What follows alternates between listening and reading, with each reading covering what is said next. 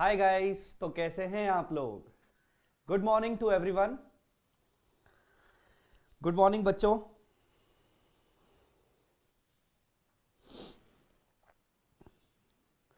आज की क्लास में हमें बायबैक कंप्लीट करना है। आज की क्लास में हमें बायबैक कंप्लीट करना है।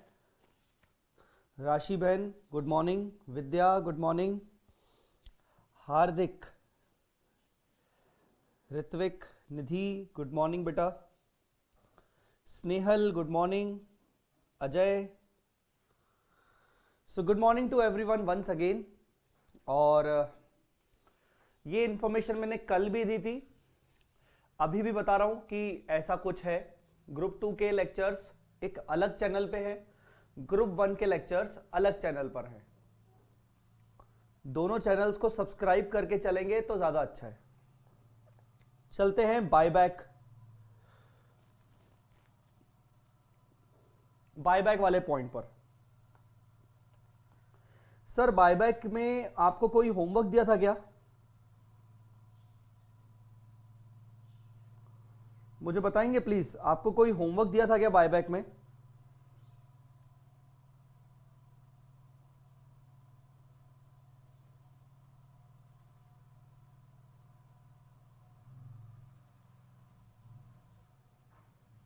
बायबैक में कोई होमवर्क था क्या?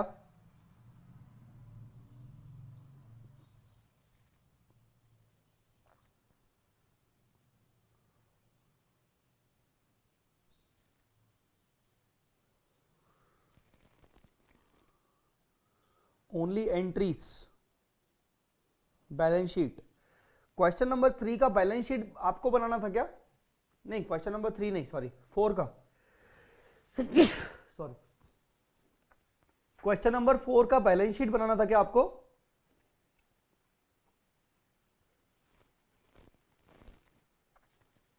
मुझे क्वेश्चन से बताइए, ऐसा मत बोलिए कि बैलेंस शीट था। किस क्वेश्चन का बैलेंस शीट था? कौन से क्वेश्चन को सॉल्व करना था आपको? आई थिंक क्वेश्चन नंबर 4 का बैलेंस शीट मैंने दिया था।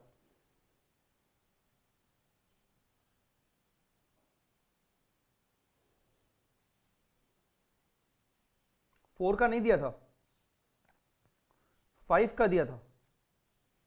अच्छा, तो 5 का बैलेंस शीट बना लिया? 5 का बैलेंस शीट बना लिया बेटा?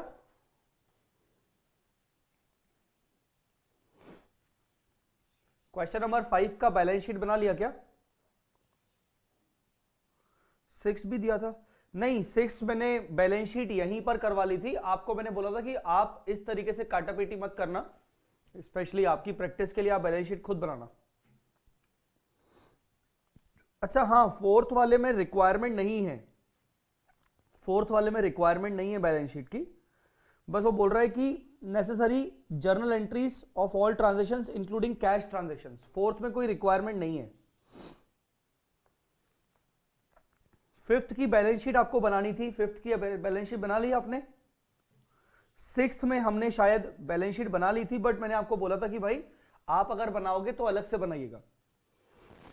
अब बचा क्वेश्चन नंबर 7, क्वेश्चन नंबर 8 और equity shares with differential rights. Question number 7 और क्वेश्चन नंबर 8 बचा है। तो नए क्वेश्चन से शुरुआत करें कि आपको कुछ डाउट्स हैं? अभी चर्चा शुरू करें क्वेश्चन नंबर 7 की, या फिर आपको अभी कुछ डाउट्स हैं?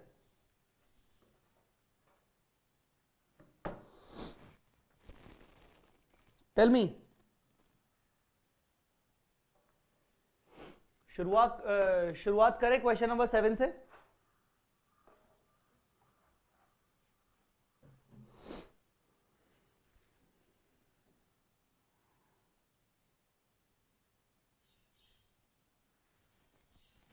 चलो, तो फिर नेक्स्ट क्वेश्चन सॉल्व करते हैं, ठीक है?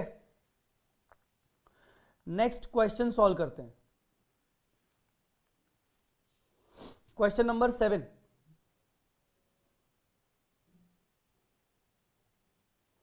क्वेश्चन नंबर 7, यस बिल्कुल राशि बहन, आज अपन अपनी मंजिल तक पहुंच जाएंगे। मंजिल अपनी आज की क्या है? बायबैक कंप्लीट करना। आज का ऑब्जेक्टिव है बायबैक को कंप्लीट करना, तो बायबैक को अपन आज कंप्लीट करके छोड़ेंगे। बायबैक को आज अपन कंप्लीट करके छोड़ेंगे ही छोड़ेंगे, बिल्कुल। चलिए शुरू करते हैं, बेटा बच्चों class. Following is the balance या balance sheet of majors component limited as at 31st March 2012। 31st March 2012। Fixed assets, current assets, equity shares of 10 each, revenue reserve, security premium, profit and loss. अरे वाह, तीनों चीजें अच्छी रखी हुई हैं, 12% debentures, unsecured loan, current liabilities. ये जो दोनों है ना, 12% डिबेंचर्स और अनसिक्योर्ड लोन, आप इसको मानो लॉन्ग टर्म, और नीचे लिखा हुआ है current liabilities. Company wants to buy back,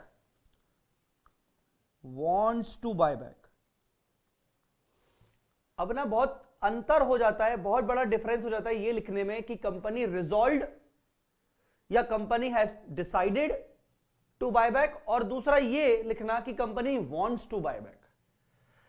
अगर लिखा हो कंपनी हैज डिसाइडेड मतलब रिजोल्यूशन पास हो चुका है, कंपनी हैज रिजॉल्व्ड मतलब रिजोल्यूशन पास हो चुका है, पर कंपनी वांट्स मतलब कंपनी की इच्छा है बायबैक करने की 25,000, इसका मतलब कुछ अभी रिजोल्यूशन शायद पास नहीं हुआ है।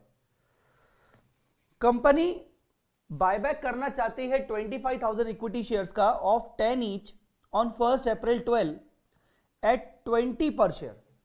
20 रुपीज आपका बायबैक हो गया, बायबैक का प्राइस हो गया। Buyback of shares is fully authorized by the articles and necessary resolutions passed by the company towards this।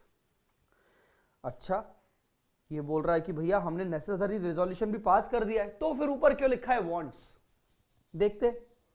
Payment of buyback of shares will be made by the company. ये point हमारे लिए important है। Payment of buyback of shares will be made by the company out of sufficient bank balance available as a part of current assets। इसका मतलब again पूछना चाहूंगा, हालांकि पिछली क्लासेस में हमने किया है, फिर भी मुझे बताइए इसका मतलब क्या है? इसका मतलब क्या है?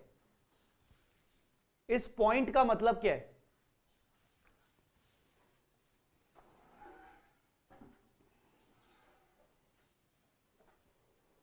इसका पॉइंट का मतलब बोलो।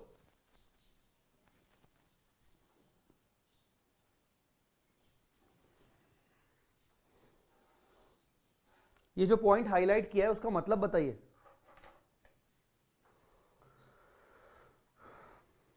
Yes, very good. Company is using free reserve out of its free reserves. Free reserve use करेंगे बायबैक के लिए, वेरी गुड। बायबैक के लिए कंपनी फ्री रिजर्व यूज कर रही है, क्योंकि कंपनी बोल रही है कि हमारे पास sufficient cash balance current asset के फॉर्म में रखा हुआ है, bank balance. Comment with your calculation. अभी तक जितने भी क्वेश्चंस आए हैं उसमें कमेंट करने को नहीं बोला गया, यहां कमेंट बोल रहा है। Whether the buyback of shares bye the company is with in the provision of the companies act 56 अब नहीं होगा, 2013 होगा obviously. If yes, pass necessary journal entries towards buyback of shares and prepare balance sheet after buyback of shares. अच्छा, ये पूछ रहा है कि बताइए कि जो बायबैक कंपनी करना चाह रही है, क्या ये with in provisions of companies act है? कोई कंडीशन ब्रेक तो नहीं हो रही? और अगर ये with in provision of companies act है तो आप इसकी जर्नल एंट्री करिए और आप बैलेंस शीट बनाइए।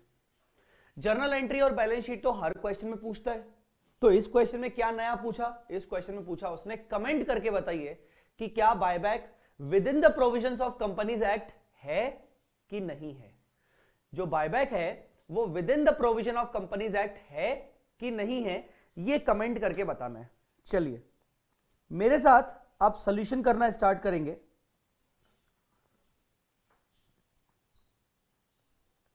Question number 7,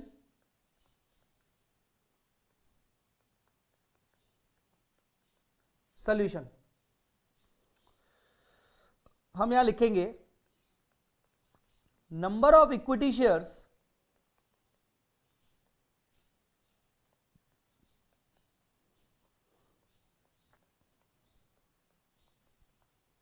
announced for buyback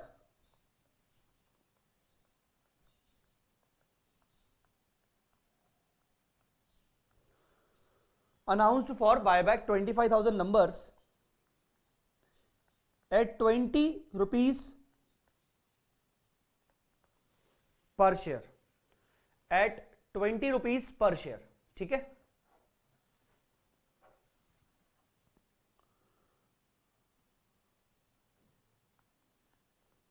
we have to find out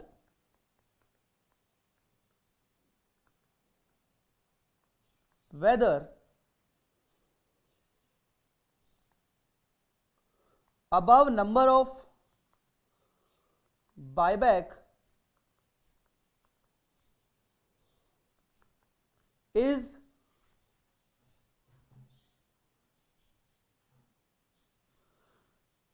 we have to find out whether above number of buyback is according to the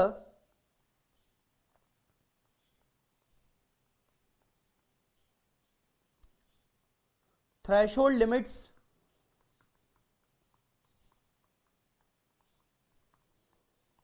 prescribed by section 63 of companies act. हमें यह find out करना है कि जो ये above number of buyback proposed है, मतलब 25,000, क्या ये कंपनीज एक्ट के सेक्शन 68 के लिमिट्स के अकॉर्डिंग है कि नहीं है। क्या ये 36 ये जो 25,000 नंबर ऑफ इक्विटी शेयर्स है, क्या ये सेक्शन 68 के सारे कंडीशंस को फुलफिल करता है कि नहीं करता है।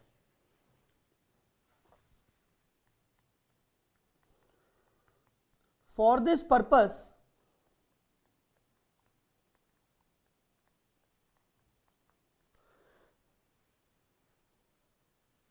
सॉरी 63 नहीं 68, हाँ sorry. For this purpose we have to apply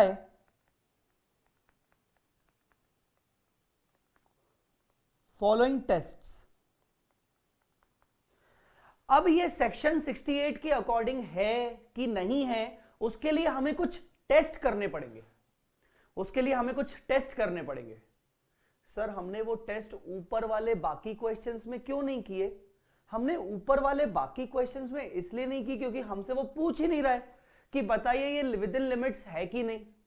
but वो इस क्वेश्चन में स्पेशली पूछ रहा है कि कमेंट करके बताइए कि आप ये जो बायबैक हमने प्रपोज किया है, रिजोल्यूशन भी पास कर लिया है, तो बताइए क्या ये within limits according to section 68 of companies act 13 है कि नहीं। मैंने यहां पर कंपनीज एक्ट 2013 करवा दिया काट के, 1956 था पहले। ऐसा इसलिए क्योंकि ये क्वेश्चन बहुत पुराना है, ये मई 2012 का क्वेश्चन है। उस टाइम पे कंपनीज एक्ट 1956 चलता था। तो अब मुद्दा यह है कि सर कौन से टेस्ट होते हैं, बायबैक विद इन लिमिट्स है कि विद इन लिमिट्स नहीं है, यह पता करने के लिए कौन से टेस्ट होते हैं? 3 टेस्ट होते हैं।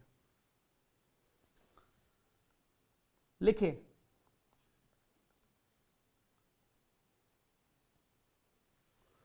टेस्ट नंबर 1, 3 टेस्ट होते हैं।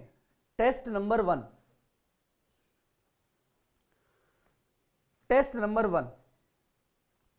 3 टेस्ट होते हैं, उनमें से पहला test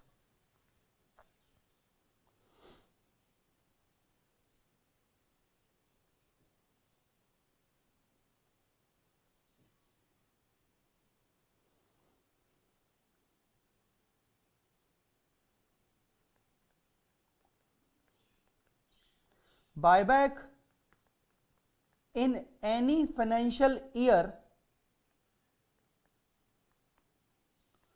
shall not exceed 25% of paid up equity। पहला टेस्ट ये होता है, कुछ याद आ रहा है? ये कुछ याद आ रहा है? इसको पढ़ के क्या था? 25% ऑफ पेड अप इक्विटी। याद है हमने फर्स्ट क्लास में बायबैक के कुछ कंडीशंस पढ़े थे। तो हम बोलेंगे total number of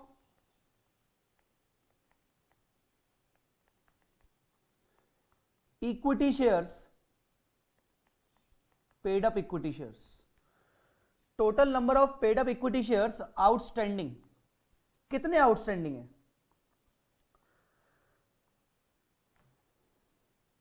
paid up equity shares कितने आउटस्टैंडिंग है? 12,50,000 अमाउंट डिवाइड बाय 10, तो कितने हुए? 1,25,000।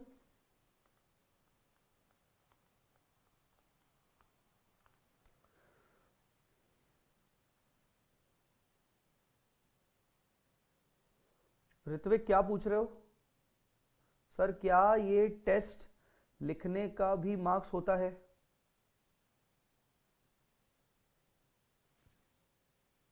टेस्ट लिखने का मार्क्स होता है मतलब? ऋत्विक एक काम करो, पहले पूरा क्वेश्चन हो जाने दो।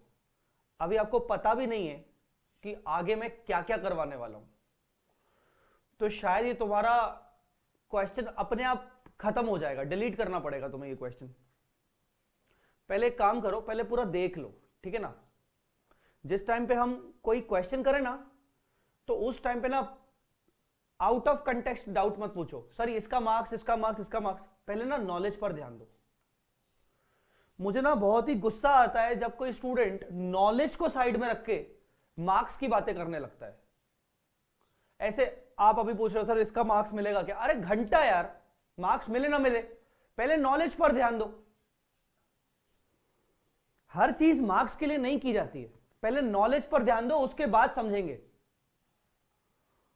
क्योंकि अगर पहले से ही वो चीज दिमाग में बैठ गई ना, मैंने अगर आपको आंसर दे दिया हाँ इसका मार्क्स होगा, हाँ इसका नहीं होगा, तो साला आप उसी के अकॉर्डिंग काम करोगे, उसी लाइन पे जाओगे। मार्क्स मिलेगा चाहे नहीं मिलेगा, उसका आंसर शायद आपको खुद ही मिल जाएगा कि ये क्वेश्चन में कितना बड़ा दम है। मैंने क्यों बोला आपको इसको करवाने के लिए मैं करवाऊंगा, कुछ पीछे रीजन होगा।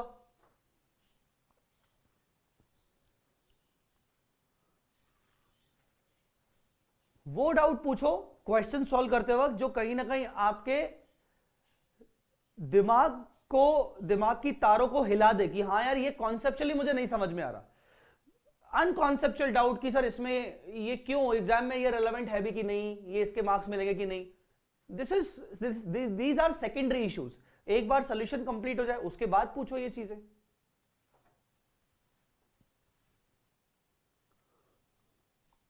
तो हम बोलेंगे देयरफॉर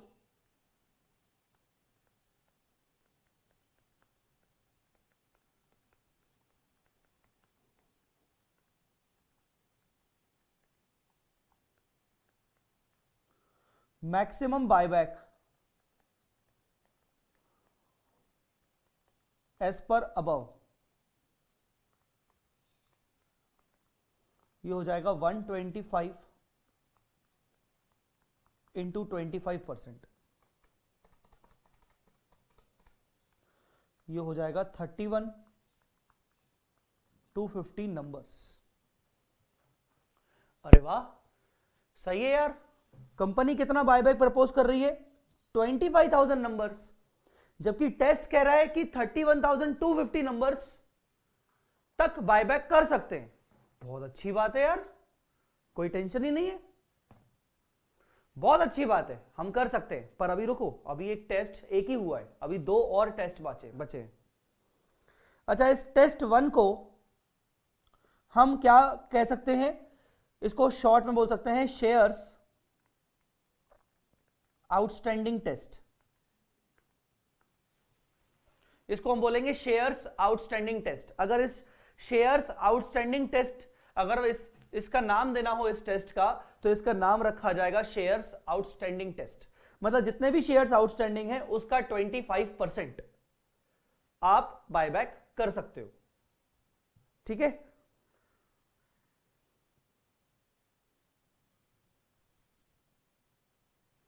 क्लियर। अब आते हैं टेस्ट 2। इधर छोड़ो, मैं उधर कर लेता हूं, मेरे पास जगह इधर कम है।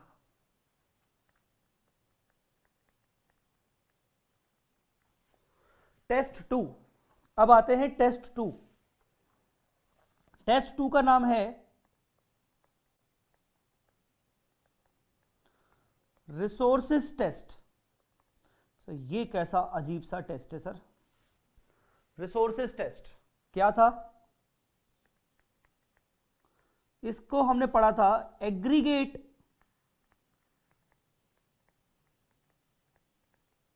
Buyback shall not exceed 25% of total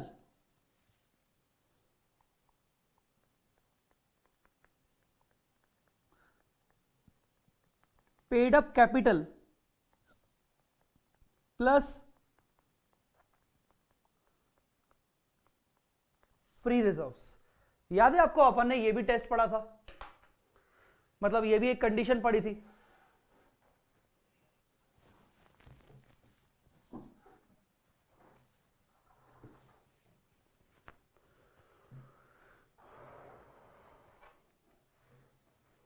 Aggregate buyback shall not exceed 25% of the total paid up capital plus free reserves। याद आ रहा है ये पॉइंट? अब देखो टेस्ट 1 में क्या अंतर है। टेस्ट 1 को हमने नाम दिया शेयर आउटस्टैंडिंग टेस्ट। यहां पर क्या है, 25% of paid up equity capital लिखा है, यहां पर कोई फ्री रिजर्व नहीं है। तो मैंने paid up equity capital numbers के फॉर्म में निकाल लिया कि हाँ मेरे पास paid up equity capital numbers के फॉर्म में इतना है। पर जो टेस्ट 2 है, यहां पर 25% ऑफ पेड अप कैपिटल ही नहीं है, साथ साथ फ्री रिजर्व भी है। फ्री रिजर्व कभी नंबर ऑफ शेयर्स के फॉर्म में नहीं होते। मतलब यहां जो हमें टेस्ट करना है उसका टेस्ट का नाम है रिसोर्स टेस्ट, मतलब यहां अमाउंट के फॉर्म में करना है।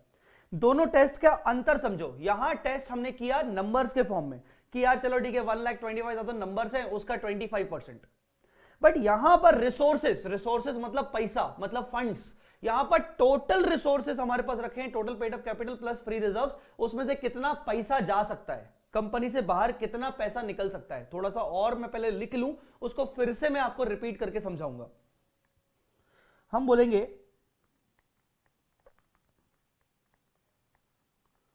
Paid up equity capital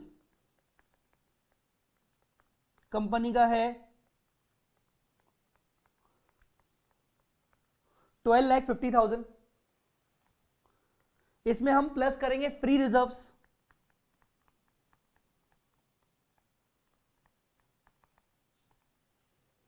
free reserves में revenue reserve 15 lakh, security premium 250, P&L 125,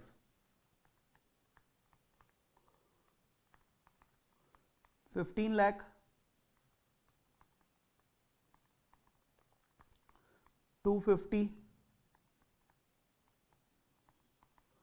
125। तो टोटल बोलेंगे भाई 12,50,000 प्लस 15 लाख प्लस 250 प्लस 125, ये हो गया 31,25,000 रुपीज है बच्चों ये। अब अंतर देखो क्या है, ये फिगर रुपीज में आ रहा है, ये टोटल फिगर रुपीज में आ रहा है, जबकि पिछले वाले टेस्ट में ये नंबर्स में था कि भाई टोटल इक्विटी नंबर्स हैं 125, उसका 25%। अब यहां पर रुपीस में आ रहा है कि भैया टोटल हमारे पास 31,25,000 का equity capital plus free reserves रखा हुआ है। हम बोलेंगे therefore maximum buyback at the 25%, नहीं, maximum buyback amount at 25% of above. करिए, कितना आ रहा है?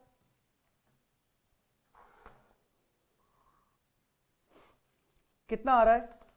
मैं कभी आपको डांट लगाऊं ना तो ये समझ जाना कि बड़ा भाई डांट रहा है, ठीक है? कभी भी अगर आपको कोई ऐसे, अगर मेरी तरफ से कभी भी आपको कोई डांट पड़ती है तो ये समझना कि बड़ा भाई डांट रहा है। और मैं डांट रहा हूं, क्यों डांट रहा हूं? क्योंकि मुझे अच्छा नहीं लगता कि कहीं ना कहीं मेरा जो छोटा भाई है, मेरे जो स्टूडेंट्स हैं, मेरी छोटी बहन है, वो अननेसेसरी अपने दिमाग में फालतू चीजें लाए। मेरा यही हमेशा इंटेंशन होता है पढ़ाते वक्त कि फर्स्ट पहले दिया जाए ध्यान नॉलेज पर। नॉलेज हो गया, उसके बाद अपन एग्जाम लेवल पर बात करें कि हाँ कैसा क्या है। सो कभी भी डांटूं तो उसको एक्सेप्ट करो कि हाँ आपको कोई आपका घर वाला, आपका बड़ा भाई डांट रहा है, ठीक है? ये चीज हमेशा याद रखना। अगर छोटी छोटी बातें अगर दिल पे ले लोगे मेरी कि सर ने डांट लगा दिया यार, सर ने सबके सामने बोल दिया, ऐसे कैसे बोल दिया, तो मुझे कोई दिक्कत नहीं है। मैं तो आपको देख भी नहीं पा रहा हूं, आप मुझे फोन पे देख पा रहे हो, ऐसा कुछ दिक्कत नहीं है। मुझे आप 4 गालियां भी दे दोगे तो मुझे फर्क भी नहीं पड़ेगा, ठीक है ना? बट मुद्दा यह है कि आप फिर कुछ सीख नहीं पाओगे दुनिया में। आप अगर इन छोटी छोटी बातों से भी ऑफेंड हो जाओगे ना, तो हमेशा अपने इसी एटीट्यूड में रहोगे और फिर आगे अपनी मन मर्जी का जो भी करोगे। फिर 4 लोग अगर आपको कुछ ज्ञान देंगे भी सही, वो ज्ञान आपके अगर जिंदगी के लिए जरूरी भी होगा ना, तो आप बोलोगे अरे फालतू बोल रहा है यार, पागल आदमी, छोड़ो हटाओ उसको, मैं सही हूं। तो कहीं ना कहीं गेट क्लोज कर देते हैं अपने दिमाग में कुछ एडिशनल बातें ध्यान डालने से। तो इसलिए डांट बहुत जरूरी है, ठीक है? अच्छा, मैक्सिमम अमाउंट ऑफ बायबैक कितना होगा? इसका 25%, ये होगा 781,250। ये भी रुपीस में है। सर अब ये कैसे चेक करें? हम तो 25,000 नंबर्स कर रहे हैं, मतलब हमें तो ये चेक करना है कि क्या ये 25,000 numbers according to companies act है कि नहीं। टेस्ट 1 कहता है, टेस्ट 1 कहता है। सर टेस्ट 2 तो रुपीस में, रुक जाओ, ठीक है ना? तो ये रुपीस में है। अब मैं अगर आपको बोलूं कि बच्चों ध्यान से सुनना,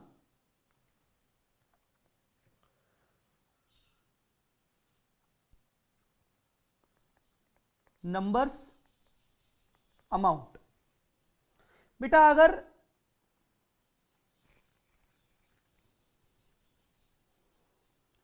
एक बायबैक कर रहा हूं, अगर मैं एक शेयर बायबैक कर रहा हूं 20 रुपीज के अमाउंट पे, एक शेयर बायबैक कर रहा हूं 20 रुपीज के अमाउंट पे, तो कितने शेयर बायबैक करने को मिलेंगे 781,250 के अमाउंट पे? कितने शेयर बायबैक करने को मिलेंगे 751,250 के 781,250 के अमाउंट पे? भाई एक शेयर बायबैक करने से 20 रुपीज का आउटफ्लो हो रहा है, 20 रुपीज का outflow, this amount is outflow. और इस सेकंड कंडीशन में बोला गया कि भाई मैक्सिमम आउटफ्लो आप करोगे 781,250 का, मैक्सिमम आउटफ्लो करोगे 781,250 का। तो बताइए कितने नंबर ऑफ शेयर्स का बायबैक किया जा सकता है? जल्दी बताइए प्लीज, जल्दी बताइए प्लीज। 1 मिनट, मुझे ना थोड़ा सा देखना पड़ेगा, कुछ गड़बड़ हो रही है। खिड़की तो बंद नहीं, क्या हो गया यार? चलो ओके, चलिए बताइए।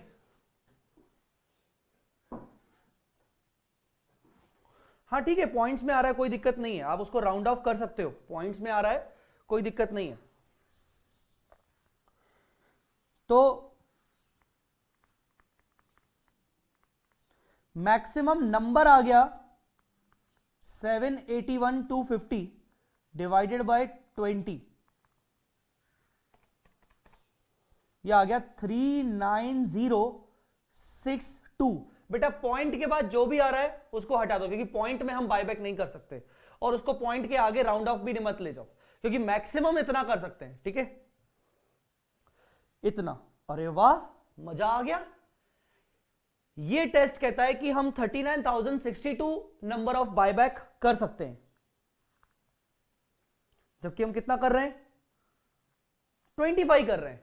बहुत सही, टेंशन ही नहीं है। अभी तक 2 टेस्ट हो चुके हैं और दोनों के दोनों टेस्ट में हम पास हो चुके हैं। मतलब हम 25,000 बायबैक करना चाहते हैं। टेस्ट 1 कह रहा है कि 31 कर सकते हो, टेस्ट 2 कह रहा है 3962 कर सकते हो। मतलब अगर मैं विच एवर इज लोअर भी करूं तो टेस्ट 1 कह रहा है 31,250 कर सकते हो। ठीक है,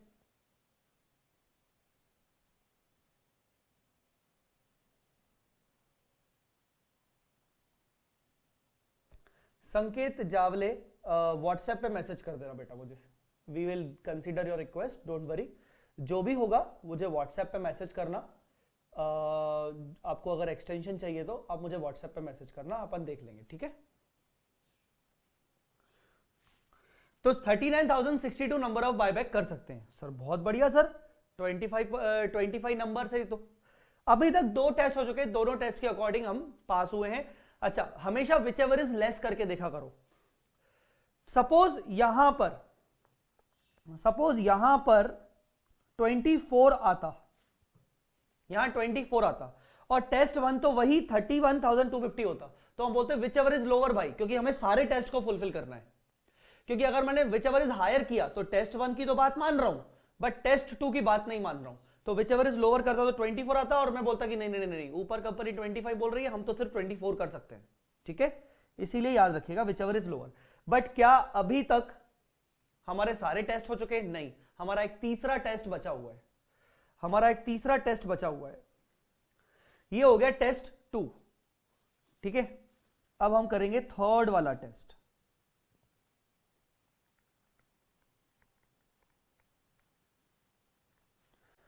थर्ड वाला टेस्ट करेंगे। थर्ड वाला टेस्ट क्या है सर? आप इसको भी जानते हो, debt equity ratio. Debt equity test लिख दो, फिर हम नीचे उसको नाम दे देंगे उसका, date equity ratio after the buyback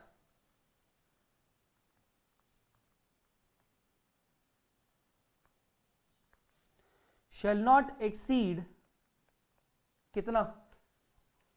shall not exceed कितना? जल्दी बताओ।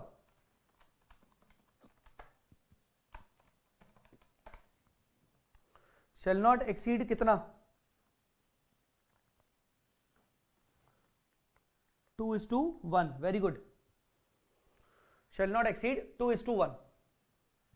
डेट इक्विटी रेशियो 2:1 से ज्यादा नहीं होना चाहिए बायबैक के बाद। ये है, ये तो टेस्ट फॉलो करना पड़ेगा। अब तुम लोगों को समझ में आ रहा है कि मतलब मैं ये टेस्ट क्यों करवा रहा हूं। I think Ritvik has got the answer कि सर इसके मार्क्स मिलेंगे कि नहीं मिलेंगे इतने सारे टेस्ट करने के।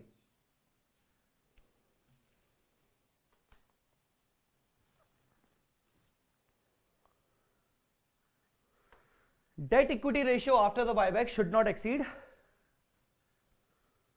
2:1। अच्छा, इसके लिए डेट मतलब क्या होता है? हम लिखेंगे debt means long term borrowings plus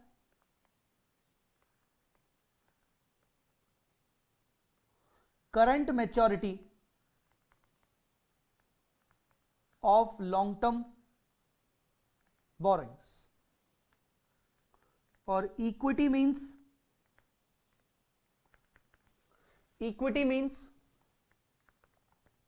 equity capital plus free reserves, equity capital plus free reserves,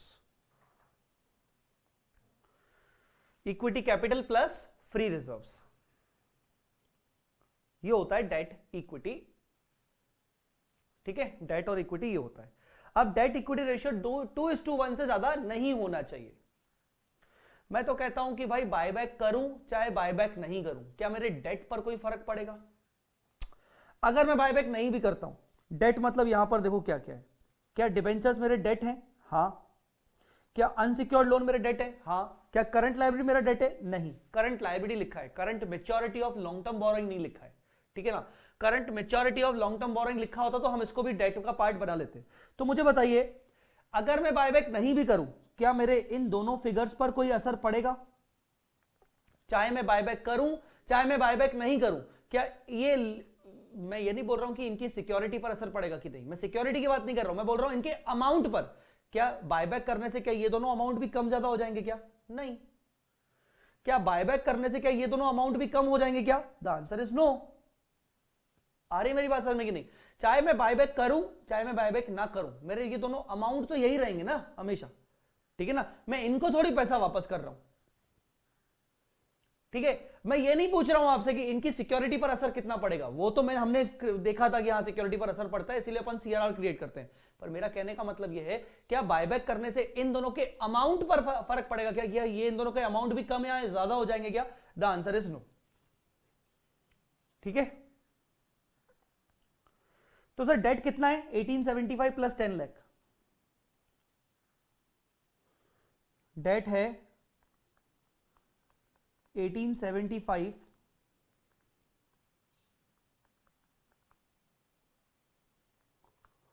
plus 10 lakh,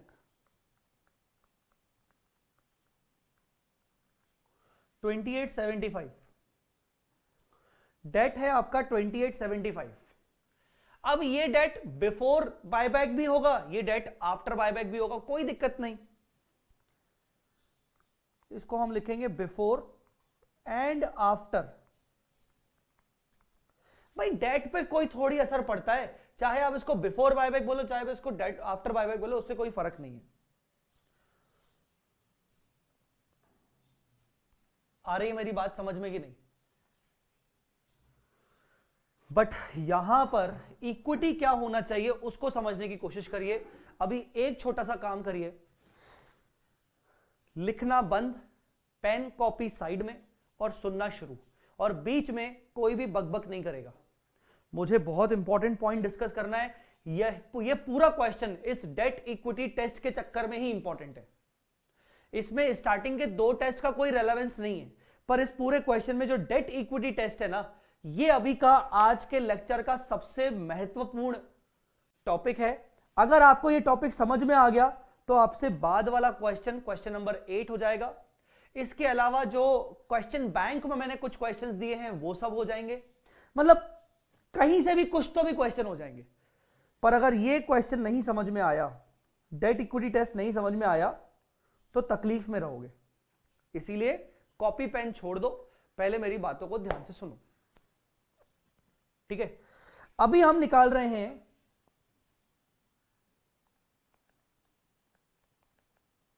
equity before buyback. हम अभी इक्विटी बिफोर बायबैक निकाल रहे हैं, बायबैक से पहले की इक्विटी। सर ये तो हमें पता है, ये रही। देखो ध्यान से, मैं ठीक जा रहा हूं कि नहीं? क्योंकि इक्विटी में आता है equity capital plus free reserves. तो इक्विटी जो है बायबैक से पहले की वो है 31,25,000। क्या मैं सही बोल रहा हूं? सबको क्लियर है? 31,25,000। क्या सबको क्लियर है इक्विटी बिफोर बायबैक कितनी है? तो मैं आगे बढ़ूं, लिखना मत, मैं आपको लिखने का टाइम दूंगा। लिखना मत नालायक, अगर मुझे थोड़ा सा भी मानते हो तो लिखना मत।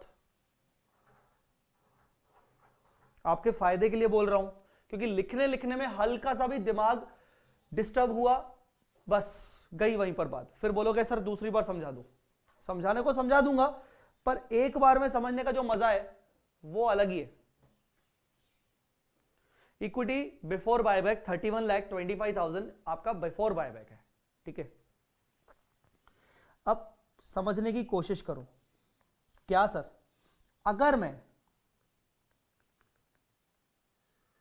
अच्छा एक सेकेंड, मैं बोल रहा हूं मिनिमम इक्विटी कितना होना चाहिए, equity after buyback to satisfy debt equity ratio of 2:1। मेरा मिनिमम इक्विटी कितना होना चाहिए, कोई बता सकता है? आंसर निकाल सकते हो तुम लोग चाहो तो, सिर्फ कैलकुलेटर का उपयोग करेंगे, कोई लिखना विखना नहीं है, ठीक है? आपके पास जितने भी ऊपर फिगर्स हैं, इन ऊपर के फिगर्स में से मिल जाएगा।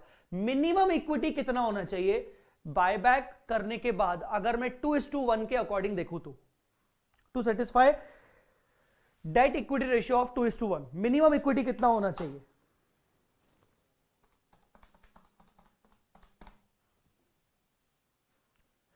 मिनिमम इक्विटी बोला मैंने, मिनिमम इक्विटी।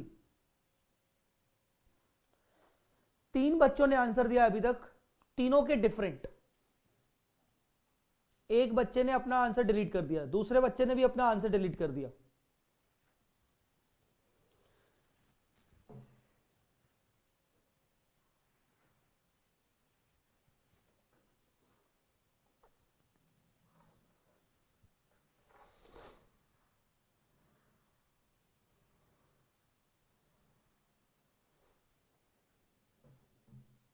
बताइए कितना बायबैक, सॉरी बायबैक के बाद कितना मिनिमम इक्विटी होना चाहिए? हम बोलेंगे कि यार हमारे पास डेट 28,75,000 है, 28,75,000 आपके पास डेट है, आपका डेट इक्विटी रेशियो 2:1 होता है, तो debt upon equity is equal to 2/1 is equal to 28 क्या था 75 divided by equity, cross multiplication कर दो भाई, क्रॉस मल्टीप्लीकेशन कर दो तो इक्विटी आ जाएगा। तो मैं बोलूंगा 2/1 is equal to 28/75 upon equity. अगर मैं क्रॉस मल्टीप्लीकेशन करूं तो मेरा इक्विटी आना चाहिए 1437,500, 1437,500 मेरा आना चाहिए। This should be what, the minimum equity. This should be the minimum equity after buyback. आप जानते हो ये मिनिमम क्यों बोल रहा हूं? अगर इससे भी नीचे हो गया ना तो मेरा रेशियो बढ़ जाएगा। अब सर ये कैसे, सर आप कैसे बोल रहे हो सर, मेरे को ना नहीं समझ में आया सर, फिर से बोलो। चलो बताता हूं, मैं बोलूं कि मेरा मिनिमम इक्विटी 14 लाख है, मान लो 14 लाख है, मतलब 1437,500 से नीचे हो गया 14, मतलब मैंने बायबैक ज्यादा कर लिया। अगर मैं बायबैक ज्यादा करूंगा तो मेरा इक्विटी आफ्टर बायबैक कम से कम होता जाएगा, कम होता जाएगा। अगर मेरा इक्विटी आफ्टर बायबैक सिर्फ 14 हुआ और मेरे डेट है 2875, रेशियो निकालो, 2875 डिवाइड बाय 14, रेशियो क्या है? 2 से ज्यादा है, एग्जैक्ट 2 नहीं है, 2 से ज्यादा है। तो आप जानते हो इसका रेलेवेंस क्या हुआ? इसका रेलेवेंस हुआ कि ये मिनिमम इक्विटी है, मतलब इससे नीचे नहीं जाएगी इक्विटी। इसका मतलब अगर ये मिनिमम इक्विटी है तो मैं बायबैक कुछ लिमिट्स तक ही कर सकता हूं। अब बायबैक कितने लिमिट्स तक कर सकता हूं, बात को समझने की कोशिश करिएगा। अभी बहुत सारी कहानी बची हुई है बोलना, अभी आसान नहीं है, सुन लीजिए पहले मेरी बात। अभी आपको जो आसानी लग रही है कि हाँ माइंड में आ रहा है, अभी रुक जाओ, अभी मत लिखो कुछ, अभी मत लिखो कुछ, आसानी अभी फिलहाल नहीं है, ठीक है? हम क्या निकालना चाहते हैं? हमें अपना टारगेट नहीं भूलना चाहिए। हमारा टारगेट है कि बॉस ये 25,000 as per the companies act 2013 section 68 की रिक्वायरमेंट्स को फुलफिल कर रहा है कि नहीं।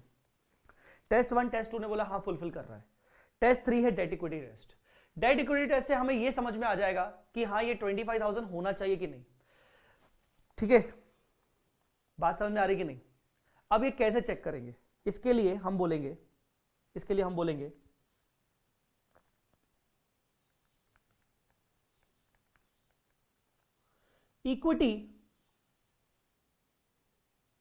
Equity before buyback, equity before buyback. आप सबको स्क्रीन ठीक दिख रही है ना? आप सबको स्क्रीन ठीक दिख रही है ना? बीच बीच में क्योंकि कनेक्शन के चक्कर में कभी कभार ऐसा होता है कि स्क्रीन थोड़ी सी ब्लर हो जाती है। एक बार देख लीजिए, स्क्रीन प्रॉपर दिख रही है ना?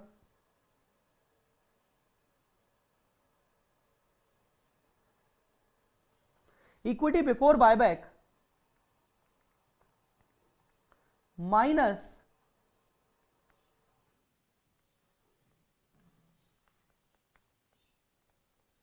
Maximum buyback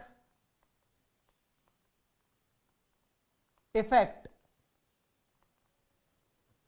minus maximum buyback effect is equal to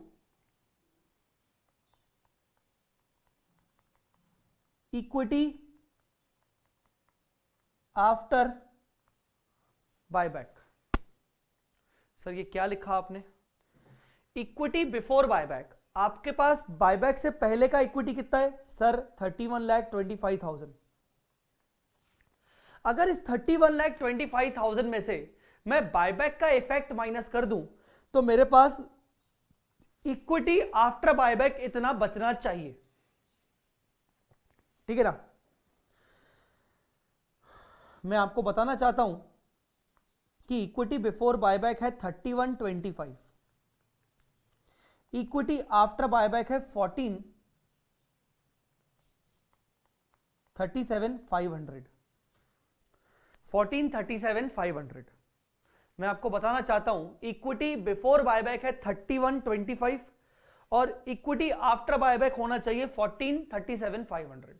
और सर बढ़िया, मजा आ गया सर, बस बीच का डिफरेंस आ जाएगा। नहीं, रुक जाओ, अभी बहुत इंपॉर्टेंट पॉइंट बचा हुआ है।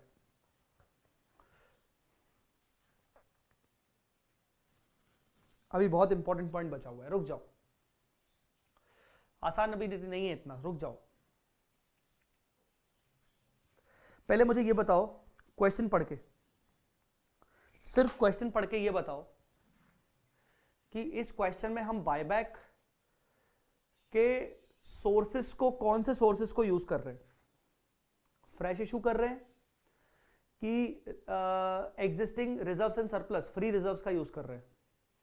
मुझे ये बताइए कि इस क्वेश्चन में हम फ्री रिजर्व्स का यूज कर रहे हैं कि फ्रेश इशू कर रहे हैं?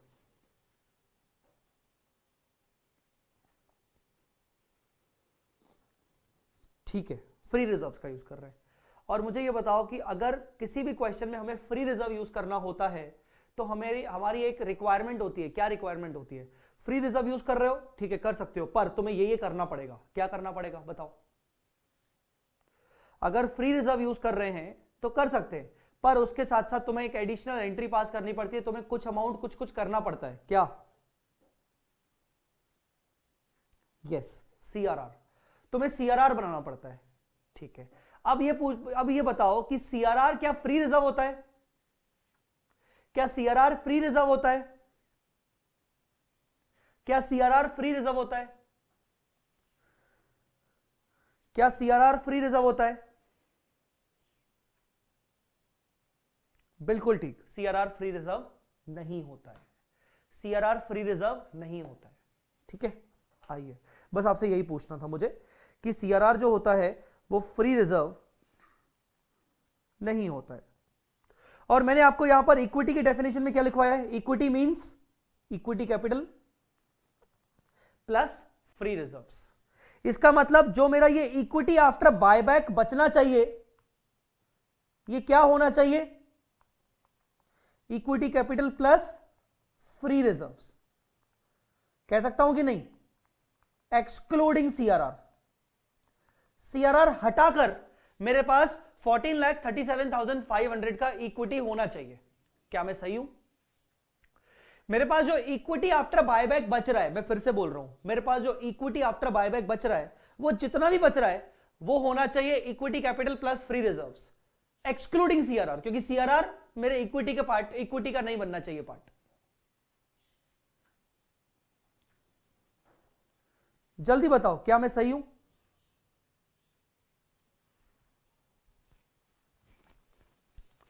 जल्दी बताओ क्या मैं सही हूं? हेलो हेलो, ओके, क्या मैं सही हूं? तो अब मेरी बात को ध्यान से समझिए, बस वो पॉइंट आ गया है जहां मुझे एक इंपॉर्टेंट डिस्कशन आपके साथ करना है। क्या करना है? हम बोल रहे हैं let us assume that X number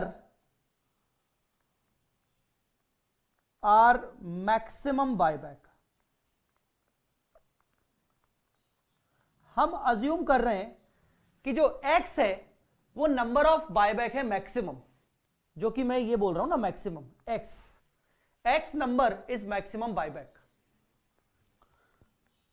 buyback price is 20। भाई मैंने अज्यूम किया सर वो तो 25,000 दे रहा है ना, 25,000 तो बोल रहा है कि ठीक है कि नहीं, मैं ये बोलना चाह रहा हूं कि मैक्सिमम कितना कर सकते हैं। मैक्सिमम 20,000 भी हो सकता है, 30,000 भी हो सकता है, 25 से ऊपर भी हो सकता है, 25 से नीचे भी हो सकता है। अगर 25 से ऊपर हुआ तो हम बोलेंगे अरे वाह, थर्ड वाला टेस्ट भी फुलफिल, कर लो कर लो कर लो, 25 कर लो। पर अगर यहां पर मैक्सिमम में आ गया 20,000 तो हम बोलेंगे नहीं नहीं नहीं, तुमने रेजोल्यूशन गलत पास किया है, भाड़ में गया, तुम्हारा बायबैक नहीं हो सकता, तुम 20,000 से ज्यादा नहीं कर सकते।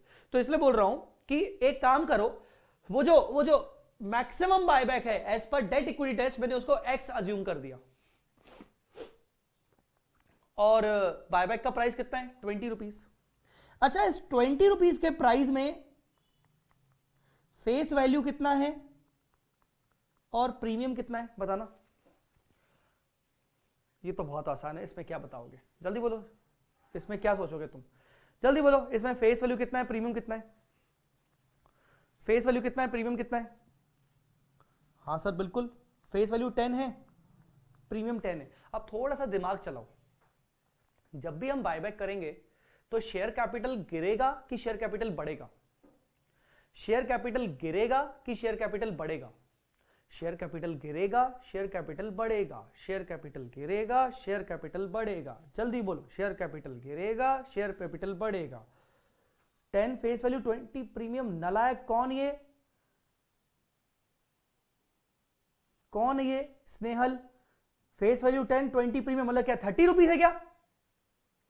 बायबैक प्राइस ओवरऑल 20 है, नालायक।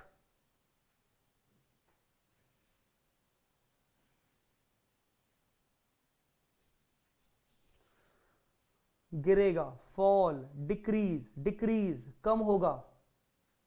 हाँ 10 रुपए फेयर वैल्यू, 10 रुपए प्रीमियम। जल्दी बताओ, शेयर कैपिटल गिरेगा, शेयर कैपिटल बढ़ेगा? जल्दी बोलो, शेयर कैपिटल गिरेगा, कितना गिरेगा सर? सर 10 रुपए से इंटू नंबर ऑफ शेयर्स, इतना गिरेगा। तो अगर मैं बोलूं कि सर इक्विटी बिफोर बायबैक 31,25,000 था, उसमें से सर आपका 10x का क्या गिरेगा? आपका 10x का कैपिटल कम हो जाएगा। सीधी सच्ची बात है, आपका 10x का कैपिटल गिर जाएगा। इक्विटी बिफोर बायबैक में से अगर कैपिटल गिरेगा तो ही तो इक्विटी आफ्टर बायबैक बचेगा। तो एक तो आपका 10x से कैपिटल गिरेगा, 10x से कैपिटल गिरेगा। गिरेगा कि नहीं गिरेगा? जल्दी बोलो, गिरेगा कि नहीं गिरेगा? जल्दी बोलो, गिरेगा कि नहीं गिरेगा? यहां तक पॉइंट समझ में आया कि नहीं?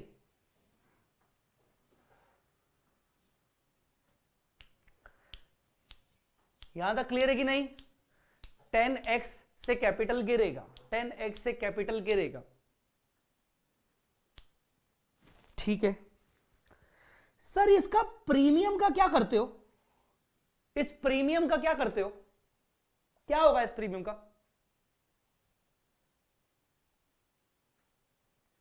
इस प्रीमियम का क्या होगा? बताओ बताओ बताओ बताओ बताओ बताओ, जल्दी बताओ, जल्दी बताओ। एक ने बताया, दूसरा भी बताओ।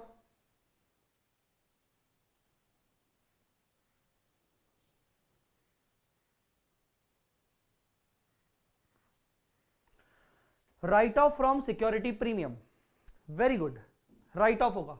अच्छा एक बात बताओ, इस प्रीमियम को तुम राइट ऑफ करोगे कहां से, कहां से, कहां से, कहां से? सर सिक्योरिटी प्रीमियम से, या रेवेन्यू रिजर्व से, या P&L से। इसका मतलब तुम इसको राइट ऑफ करोगे रिजर्व से। कह सकते हैं ये राइट ऑफ होगा फ्रॉम फ्री रिजर्व्स, ये फ्री रिजर्व से राइट ऑफ होगा। और फ्री रिजर्व से राइट ऑफ होगा तो बताइए क्या मेरा इक्विटी गिरेगा कि बढ़ेगा? गिरेगा, बढ़ेगा, गिरेगा, बढ़ेगा, गिरेगा, बढ़ेगा, गिरेगा, बढ़ेगा। जल्दी बोलो।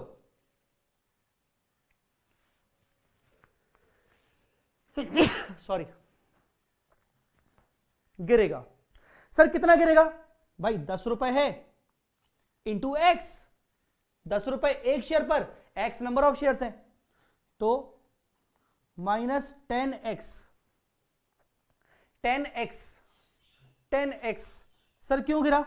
हमने बोला कि भाई हमने राइट ऑफ किया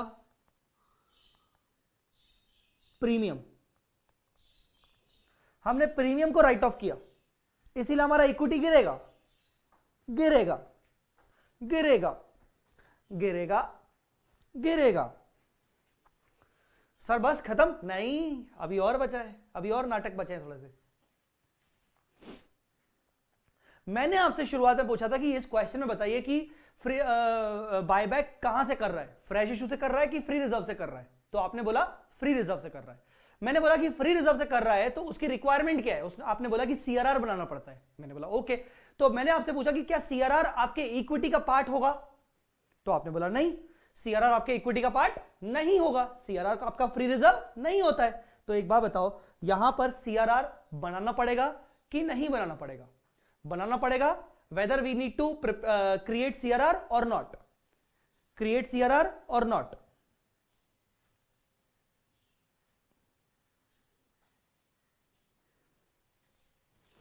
टेल मी, मुझे यहां पर सीआरआर बनाना पड़ेगा कि नहीं बनाना पड़ेगा? बनाना पड़ेगा कि नहीं बनाना पड़ेगा? बनाना पड़ेगा कि नहीं बनाना पड़ेगा? Yes, yes, create CRR. कितना, कितना बनाना पड़ेगा? सीआरआर कितना? फेस वैल्यू के बराबर कि टोटल बायबैक प्राइस मतलब 20 रुपीज के बराबर? जल्दी बताओ, सीआरआर कितना बनाना पड़ेगा? सीआरआर कितना बनाना पड़ेगा? सीआरआर कितना बनाना पड़ेगा? सर बहुत नाच लिए, सीधा सीधा जल्दी करो अब 5 मिनट में। हाँ, फेस वैल्यू के बराबर। और अगर फेस वैल्यू के बराबर बनाना पड़ेगा मतलब मुझे सीआरआर बनाना पड़ेगा 10x का। और सीआरआर कहां से बनाते हैं? सीआरआर बनाते हैं फ्री रिजर्व से। तो जब तुम सीआरआर बनाओगे फ्री रिजर्व से तो इसका मतलब तुम्हारा 10x एक और गिरेगा क्योंकि तुम्हारे फ्री रिजर्व्स गिर गए। क्योंकि तुम्हारा जो एंड में buyback after equity after buyback बचना चाहिए उसमें सीआरआर शामिल नहीं होना चाहिए, उसमें सीआरआर शामिल नहीं होना चाहिए। तो तुम क्या बोलोगे कि बॉस मैंने सीआरआर बनाया, CRR out of free reserves, CRR out of free reserve. CRR बना रहे हो फ्री रिजर्व्स में से तो माइनस कर रहे हो। अब किसी को डाउट होगा सर माइनस क्यों कर रहे हैं? सर फ्री रिजर्व्स में से बना रहे हैं, मानते हैं सर फ्री रिजर्व गिर गए, पर सर वापस से सीआरआर भी तो बढ़ गया, तो वो भी तो एक रिजर्व है सर, वो भी तो इक्विटी का पार्ट है। बस यहीं पर तो गलती कर लिए, जो सीआरआर है वो रिजर्व तो है पर वो फ्री रिजर्व नहीं है, तो इसीलिए वो इक्विटी आफ्टर बायबैक मतलब डेट इक्विटी रेशियो के लिए जो इक्विटी आता है उसका पार्ट नहीं है। बस इसको सॉल्व करो, इसको सॉल्व करो, इस इक्वेशन को सॉल्व करो।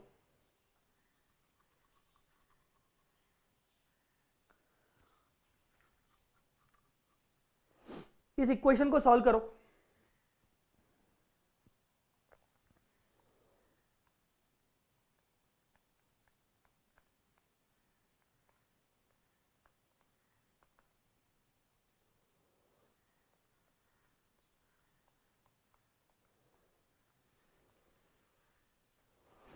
इस इक्वेशन को सॉल्व करिए।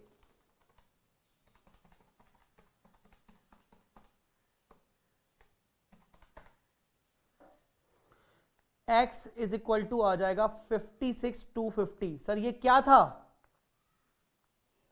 सर x हमने क्या माना था? Let's assume x numbers are maximum buyback. वाह रे वाह, डेट इक्विटी तो और आगे निकल गया। वो बोल रहा है 56,250 का बायबैक कर लो, कोई टेंशन नहीं है। बताइए क्या तीनों के तीनों टेस्ट सेटिस्फाई हो रहे हैं? क्या तीनों के तीनों टेस्ट सेटिस्फाई हो रहे हैं? एनबीआर मतलब क्या होता है बेटा? क्या तीनों के तीनों टेस्ट सेटिस्फाई हो रहे हैं? यस, तीनों के तीनों टेस्ट सेटिस्फाई हो रहे हैं। हमारा बायबैक जो 25,000 का है वो विद इन लिमिट्स है। हम कमेंट करके लिखेंगे since all three test are satisfied. मैं आपको ये लिखवा रहा हूं, भी रुक जाइए। Since all three test are satisfied, buyback resolution for buyback of 25,000 numbers is according to the limits. आई बात समझ में? हाँ जी बताइए। लिखना चाहोगे, नोट करना चाहोगे कि नोट कर लिया? नारायण को नोट तो कर ही लिया होगा ऑब्वियसली, है ना। मेरी बात कहां मानी होगी, नोट तो कर ही लिया होगा। चलो आगे ही बढ़ते हैं फिर, है ना। आगे बढ़ते हैं, चलो अब आगे बढ़ते हैं फिर। ये तो हो गया आपसे। तो बायबैक जो है वो आपका विद इन लिमिट्स है। तो ये जो बोल रहा है, ये बोल रहा है भाई if yes pass journal entries towards buyback and prepare balance sheet. तो आप एक काम करना, बाकी क्वेश्चन 25,000 से सॉल्व कर लेना, है ना।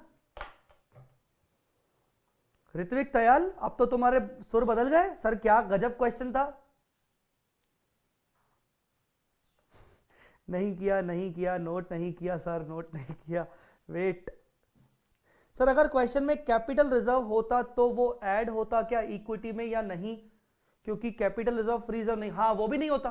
कैपिटल रिजर्व भी ऐड नहीं होता। कैपिटल रिजर्व भी ऐड नहीं होता।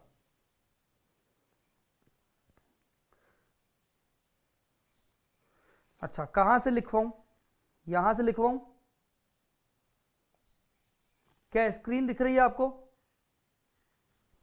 चलो लिख लो, आप यहां से लिख लो।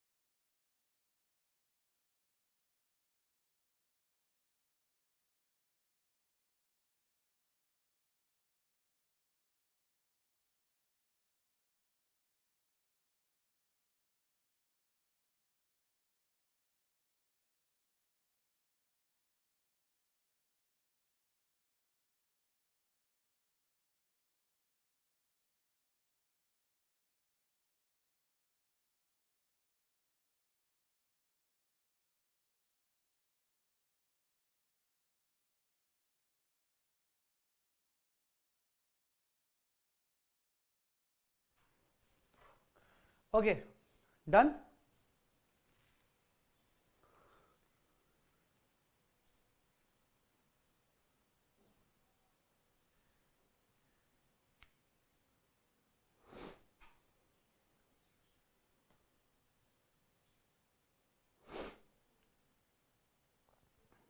डन बेटा।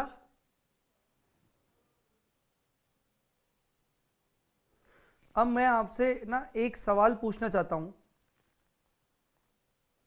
मुझे आंसर बताइए। अगर मैं इस करंट लायबिलिटी को बोलूं कि this is current maturity of long term borrowing, बताइए आपका आंसर क्या होता है। सिर्फ टेस्ट 3 चेंज होगा। अगर मैं इस करंट लायबिलिटी मतलब 1650 को current maturity of long term borrowing मान लूं, तो बताइए आपका आंसर क्या होगा। 1650 आप खुद सॉल्व करेंगे और मुझे करके देंगे।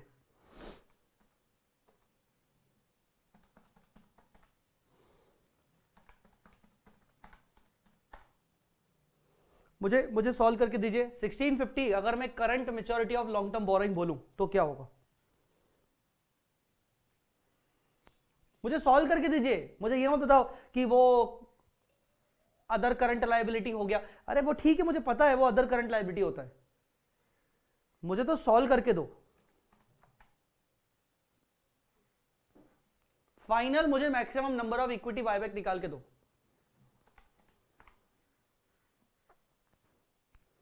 जल्दी सॉल्व करके दो मुझे।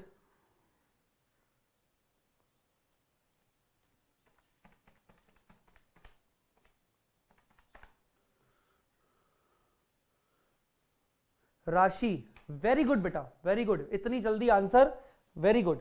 राशि बहन ने आंसर निकाल लिया। राशि बहन भैया मतलब चने खुद उसने खा लिए, इसका मतलब ये है चने खा लिए खुद ही। मतलब देखो दिमाग चलता है, ऐसा नहीं है, दिमाग चने से चलता है, ठीक है ना। तो जो चने थे ना, वो जो मिस्ट्री थी कि चने कहां गए, वो चने राशि बहन ने खुद ही खा लिए। 28,750 the answer is correct।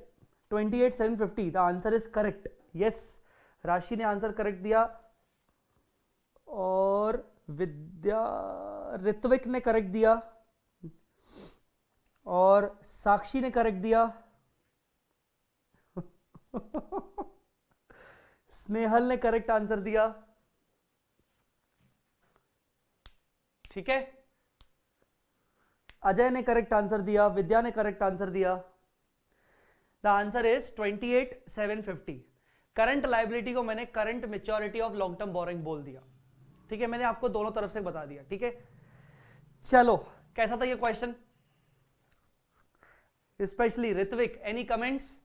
क्या हमें ये इतना सॉल्व करना चाहिए, फालतू का है, इसके आंसर मिलेंगे क्या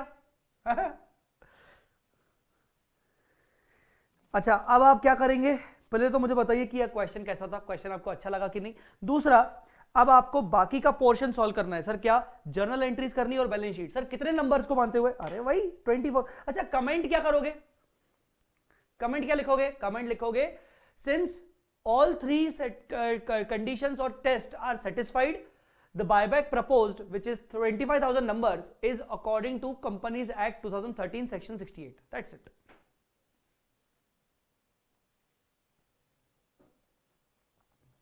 ठीक है, तो आप लिखोगे since all 3 test are satisfied, the buyback of 25,000 numbers proposed और resolved is according to section 68 of companies act 13। ये आपका कमेंट हो गया, दैट्स इट।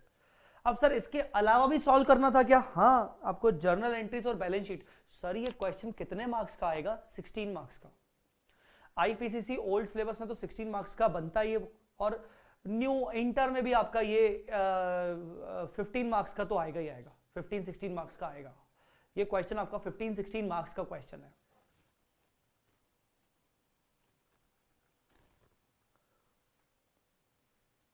इस क्वेश्चन की वजह से ही, इस नहीं ऐसे टाइप के क्वेश्चंस की वजह से ही हमारा पेपर इतना लंबा होता है। मैंने आपको क्लास 1 फर्स्ट क्लास में मैंने आपको एक चीज बताई थी, मैंने आपको फर्स्ट क्लास में पहले पे मतलब जो पहला लेक्चर था उसमें मैंने आपको बोला था कि हमेशा मान के चलना कि आपका पेपर लंबा आएगा, आपका पेपर लेंदी आएगा, मेरे करण अर्जुन आएंगे, ठीक है ना। आपका जैसे उसके करण अर्जुन आएंगे वो मान के चलती है, तो वैसे ही आपका जो करण अर्जुन है, मतलब आपका जो पेपर है, आपका जो एडवांस अकाउंट्स का पेपर है, चाहे ओल्ड सिलेबस हो चाहे न्यू सिलेबस हो, आपका पेपर लेंदी आएगा। तो बहाने ये नहीं होने चाहिए, बहाना कुछ भी सोच लो, बस ये मत सोचना पेपर से बाहर निकलते वक्त कि मुझे ये बहाना मारना है कि सर पेपर बहुत लेंदी आया था, नहीं, ये बहाना नहीं मारना है। और अगर किसी ने बहाना मारा तो उसको बोलना भाई तू जय सर का स्टूडेंट नहीं है, क्योंकि जय सर का स्टूडेंट बहाना मार नहीं सकता, क्योंकि जय सर ने पहले ही बोल दिया था कि नहीं यार पेपर तो लेंदी आता है भाई, ये तो बनी बनाई बात है, ठीक है ना।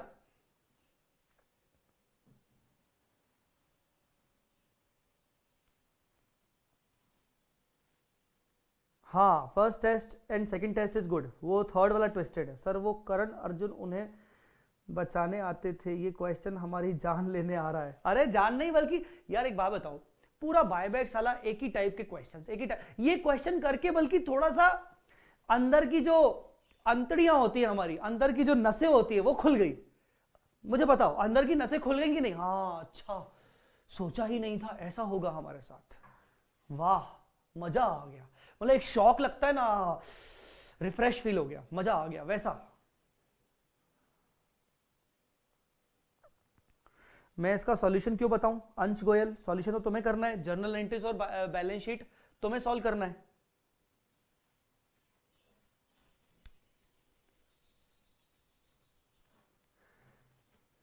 तनय सोमानी, सर रेगुलर लेक्चर्स में क्वेश्चन बैंक सॉल्विंग है? बेटा क्वेश्चन बैंक डिस्कशन है, सॉल्यूशन सॉल्विंग नहीं है। क्वेश्चन बैंक सॉल्विंग नहीं है, क्वेश्चन बैंक डिस्कशन है। सर डिस्कशन है मतलब मैं क्वेश्चन बैंक उठाऊंगा और क्वेश्चन बैंक उठाने के बाद मैं आपके साथ क्वेश्चन, अभी आज मैं उस क्वेश्चन बैंक की अनाउंसमेंट भी करने वाला हूं। मैं आज क्वेश्चन बैंक की अनाउंसमेंट भी करने वाला हूं कि क्वेश्चन बैंक डिस्कशन कैसे होगा। हम हर संडे को रेगुलर क्लास की छुट्टी रखते हैं, राइट, पर मेरी कोशिश है कि संडे या फिर हर हफ्ते 10 दिन में मैं एक स्पेशल क्लास रखूंगा क्वेश्चन बैंक की। मैं एक स्पेशल क्लास रखूंगा क्वेश्चन बैंक की, प्लस न्यूली एडेड क्वेश्चंस की, जो इंस्टीट्यूट ने अभी नए क्वेश्चंस ऐड किए हैं May 21 ऑनवर्ड अटेम्प्ट्स के लिए। सर क्या बात कर रहे हो, ये कब हुआ सर? न्यूली एडेड क्वेश्चन हमें तो नहीं मालूम पड़ा। मैं बता रहा हूं, अगर मालूम नहीं था, और अगर मालूम था तो फिर तो कोई दिक्कत ही नहीं है। इंस्टीट्यूट में ने हर चैप्टर में पेपर नंबर 1 के और पेपर नंबर 5 के हर चैप्टर में उन्होंने एक दो क्वेश्चंस ऐड किए हैं, और कुछ डिलीट भी किए, मैं बता दूं, डिलीट कम किए, ऐड ज्यादा किए, ठीक है।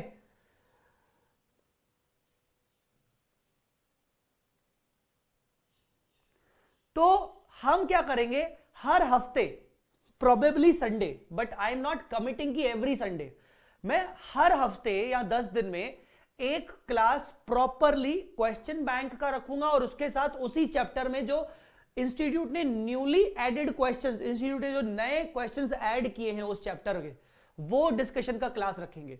उन सारे क्वेश्चंस के बेसिस पर हम देखेंगे कि कोई क्वेश्चन ऐसा तो नहीं कि हमने जो क्लास में किया वो बिल्कुल ही अलग है।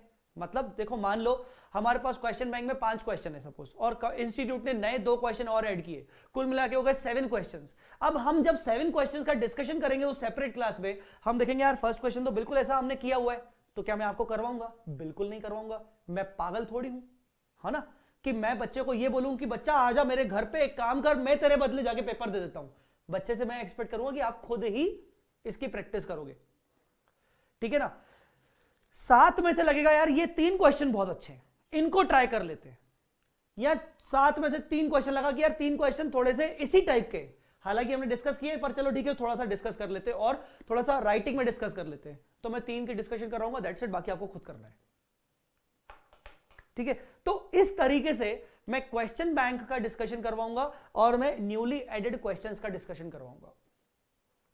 सर कुछ क्वेश्चंस डिलीट भी तो हुए हैं। हाँ, मैं आपको वो बताते रहूंगा कौन बार बार समय अनुसार कि कौन कौन से क्वेश्चंस इंस्टीट्यूट ने डिलीट किए हैं। बायबैक में अभी तक कोई क्वेश्चन डिलीट नहीं किया है, तो इसलिए मैंने आपको कुछ बोला ही नहीं बीच में, ठीक है। और मैं ये अभी क्यों बता रहा हूं, क्या मैं अंश गोयल के पूछने पर ये नहीं, अंश ने नहीं पूछा, तनय सोमानी ने पूछा, क्या तभी बता, नहीं, मैंने आज पहले से ही सोच कर रखा था कि क्योंकि चैप्टर खत्म होने वाला है तो आज मुझे ये बात बतानी है बच्चों को कि बच्चों ऐसा ऐसा है कि आप ना समझ के चलिएगा कि हम क्वेश्चन बैंक को पूरा सॉल्व नहीं करेंगे। मैं आपको पूरा सॉल्व नहीं कराऊंगा, क्वेश्चन बैंक दिया गया है आपके लिए, आपकी एडिशनल प्रैक्टिस के लिए, पर हां हम उसकी सेपरेट क्लास रखेंगे और वो YouTube पे हमेशा रहेगी, और हर चैप्टर की सेपरेट क्लास YouTube पे हमेशा रहेगी क्वेश्चन बैंक की। सो मेरा ये आपसे कमिटमेंट है कि मैं आपको कमिटमेंट कर रहा हूं कि एडवांस अकाउंट्स का क्वेश्चन बैंक डिस्कशन मेरी तरफ से रहेगा, बट पूरा सॉल्व नहीं रहेगा, मेरी तरफ से डिस्कशन रहेगा। जो जो इंपॉर्टेंट क्वेश्चन रहेंगे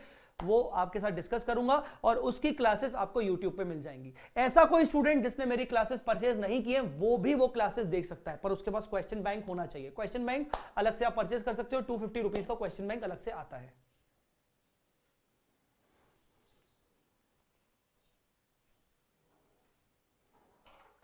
सर अब आपका ये बन गया होमवर्क, क्वेश्चन नंबर 7 बन गया होमवर्क, जर्नल एंट्रीज और बैलेंस शीट, ठीक है। Thank you sir. बेटा थैंक यू की बात ही नहीं है, कोई दिक्कत ही नहीं है, वो तो मेरी ड्यूटी है, करना ही है, वो तो मेरी ड्यूटी है बेटा, करना ही है। क्वेश्चन नंबर 8, बस मेरी एक्सपेक्टेशन क्या है वो तुम पूरी कर दो, बाकी तुम्हारी एक्सपेक्टेशन क्या है वो मुझे पता है, मेरी एक्सपेक्टेशन क्या है तुम्हें मेरी एक्सपेक्टेशन भी पता होनी चाहिए। देखो सर और स्टूडेंट, टीचर और स्टूडेंट का एक रिलेशनशिप तभी अच्छा होता है जब टीचर स्टूडेंट को समझे और स्टूडेंट टीचर को समझे। तो मैं तुम्हारी रिक्वायरमेंट समझता हूं, क्या तुम मेरी रिक्वायरमेंट समझते हो?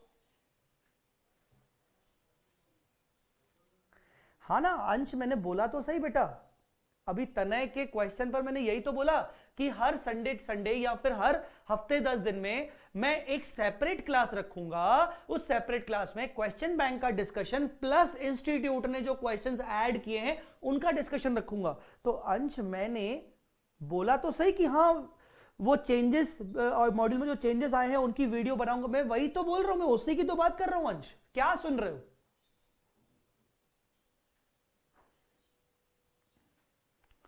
तो मैंने बोला कि टीचर को स्टूडेंट की एक्सपेक्टेशंस पता होनी चाहिए कि स्टूडेंट टीचर से क्या एक्सपेक्ट कर रहा है। तो मुझे भली बात ही पता है, मुझे बहुत अच्छे से पता है कि मेरा स्टूडेंट मुझसे क्या, या फिर एक जनरल स्टूडेंट एक क्या एक्सपेक्ट करता है।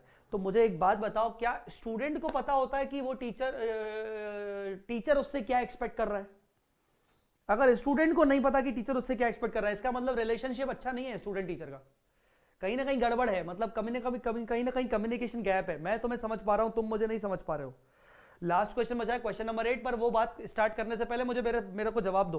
देखो सब लोग चुप हो गए, अब देखो कहीं कोई नहीं है, ना विद्या है, ना राखी बहन है, राखी बहन नहीं, कौन थी, राशि बहन है, ना अजय है, ना ऋत्विक है, ना स्नेहल है।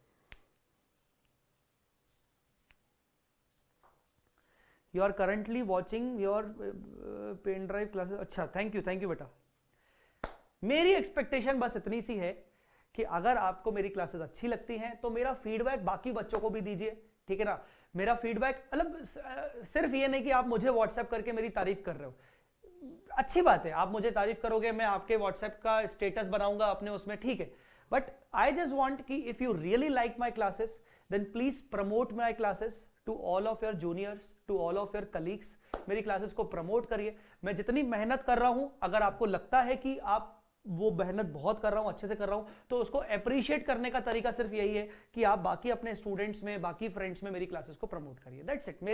मेरी एक्सपेक्टेशंस बस इतनी है, और मुझे नहीं लगता कि मैं कोई गलत एक्सपेक्टेशन लेके चल रहा हूं, मुझे नहीं लगता कि मैं कुछ गलत कर रहा हूं इसमें, कुछ गलत सोच रहा हूं इसमें, ठीक है।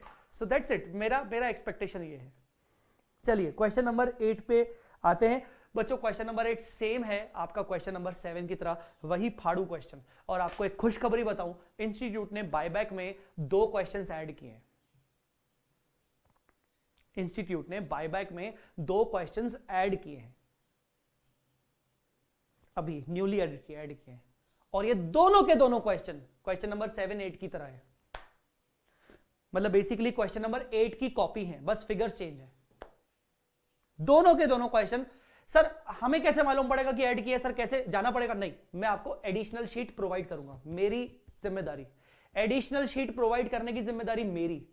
मैं आपको, मेरा काम चल रहा है, मेरी टीम इस पे काम कर रही है, मैंने अपने एक टीम मेंबर को टोटली इंगेज कर दिया है। इंटर में जितने लेक्चर, जितने एडिशंस हुए, चाहे वो पेपर नंबर 1 हो, चाहे वो पेपर नंबर 5 हो, जितने एडिशंस हुए, जितने चेंजेस हुए, उनकी एक सेपरेट शीट बन रही है, उसके एक सेपरेट नोट्स बन रहे हैं, वो आपको सबको प्रोवाइड किए जाएंगे बिल्कुल फ्री ऑफ कॉस्ट। पीडीएफ आपको दिया जाएगा, आपकी मर्जी, आपको ट्राई करने हैं वो क्वेश्चन करिए, नहीं करना है नहीं करिए। हम तो अपने क्वेश्चन वो जो सेपरेट क्लास रखेंगे उसमें डिस्कशन करेंगे।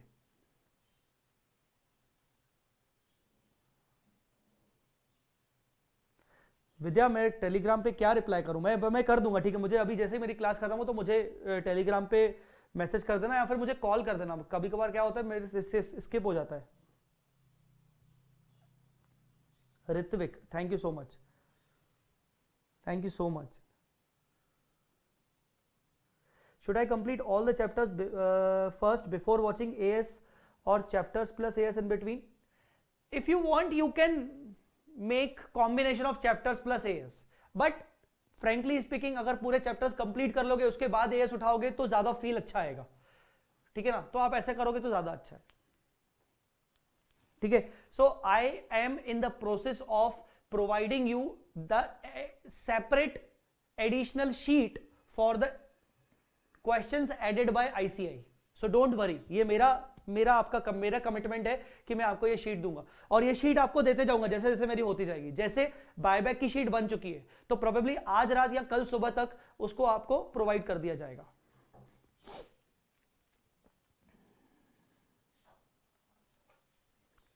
सर क्वेश्चन नंबर 8 पे आए, क्योंकि we are short of time, हमारे पास 10 बज चुके हैं, हमारे पास आधा घंटा है। क्वेश्चन नंबर 8 को डिस्कस करते हैं और उसके बाद थोड़ा सा एक डिफरेंशियल वाला पार्ट बचा हुआ है, वो हालांकि 5 मिनट का है, बट फिर भी विल ट्राई कि पूरा कंप्लीट कर ले। आज हमें ऑब्जेक्टिव अपना क्लियर होना चाहिए कि हमें आज ये चैप्टर खत्म करना है। क्वेश्चन नंबर 8 मैं करवा रहा हूं। क्वेश्चन नंबर 8 थोड़ा सा मैं फास्ट करवाऊंगा क्योंकि क्वेश्चन नंबर 8 के जैसा मैं क्वेश्चन नंबर 7 करवा चुका हूं, तो जल्दी आप मुझे हेल्प करेंगे, ठीक है। Parrot Limited has the following capital structure on 31st March 2011. On 31st March 2011. Equity share capital 330 crores. Reserves and surplus में general reserve, security premium account, P&L account, infrastructure development reserve ये नहीं आएगा बेटा, ये आपका होता है स्टैट्यूटरी रिजर्व। ये होता है आपका स्टैट्यूटरी रिजर्व,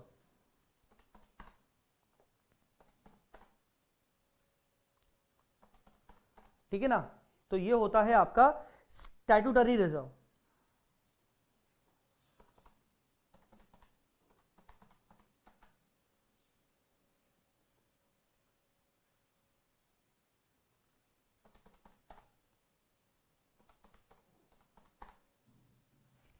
ठीक है।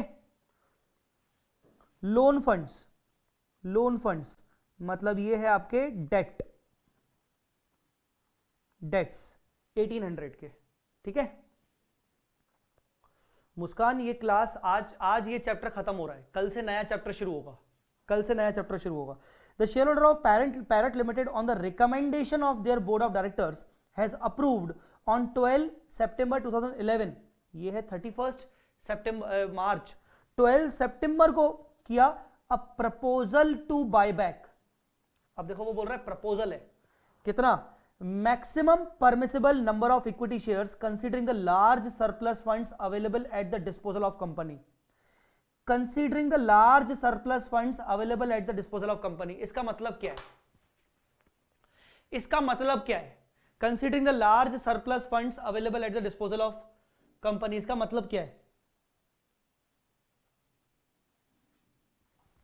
जल्दी बताओ इसका मतलब क्या है येलो वाले पार्ट का, कि sir considering the large surplus funds available at the disposal of the company. Yes, free reserves, मतलब यहां पर भी क्वेश्चन को रहा है कि हम आउट ऑफ फ्री रिजर्व्स कर रहे हैं, ठीक है, आउट ऑफ फ्री रिजर्व्स कर रहे हैं। क्लियर? पर सर यहां पर क्वेश्चन में तकलीफ क्या है? तकलीफ यह है उन्होंने मैक्सिमम नंबर्स नहीं बताए। जैसे क्वेश्चन नंबर 7 में उन्होंने बता दिया कि भाई 25,000 करना चाहते हैं, इसमें बोल रहे हैं नहीं नहीं नहीं, हमें आप निकाल के दीजिए कि मैक्सिमम कितने कर सकते हैं, आप हमें निकाल के दीजिए कि मैक्सिमम कितने कर सकते हैं। बेटा तैयारी कर लो, कॉपी पेन कैलकुलेटर, वो जो 3 टेस्ट हैं उनकी तैयारी कर लो बेटा, कर लो तैयारी, मैं आपसे ही करवाने वाला हूं, मैं नहीं कर रहा हूं solve.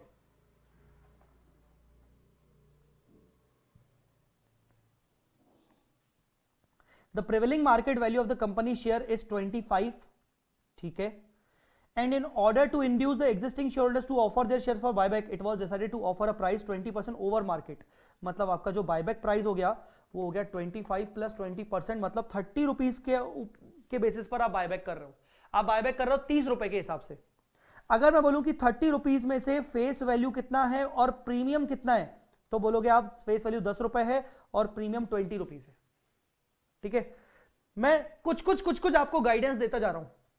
You are also inform that infrastructure reserve is created to satisfy income tax act requirement.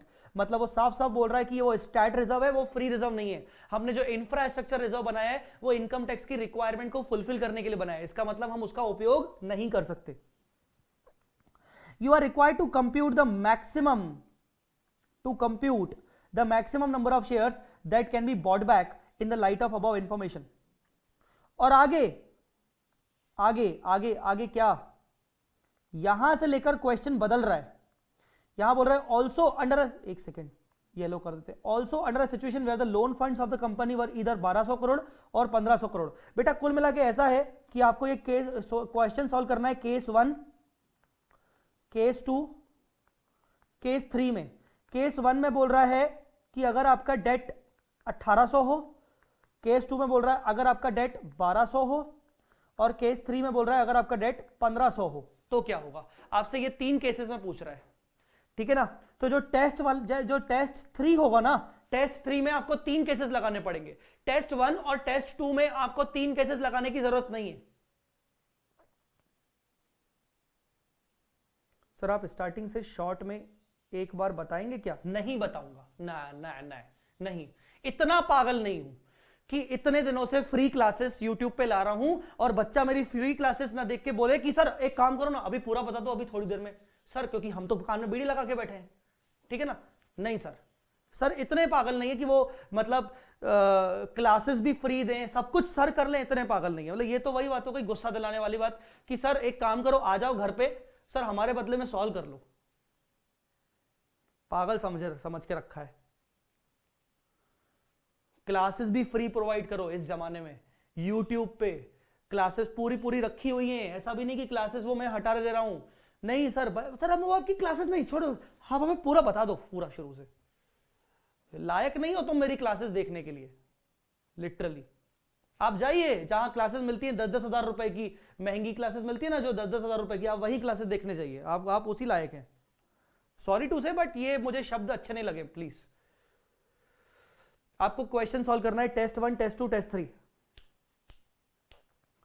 Test 1, test 2, test 3 question solve करना है। जल्दी बताइए, मैं वेट कर रहा हूं। मुझे आंसर चाहिए सबसे पहले टेस्ट 1 जिसका नाम था share outstanding test. Share outstanding test, I need the answer of share outstanding test, थोड़ा जल्दी।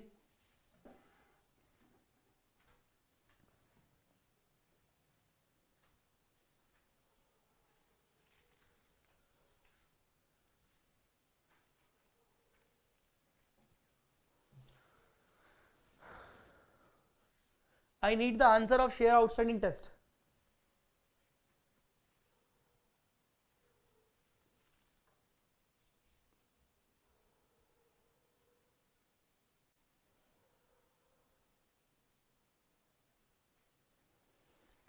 शेयर आउटस्टैंडिंग टेस्ट, थोड़ा बेटा जल्दी करो please.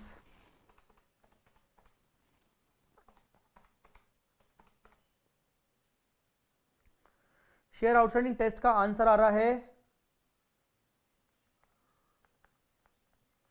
Buyback numbers 8.25 crore.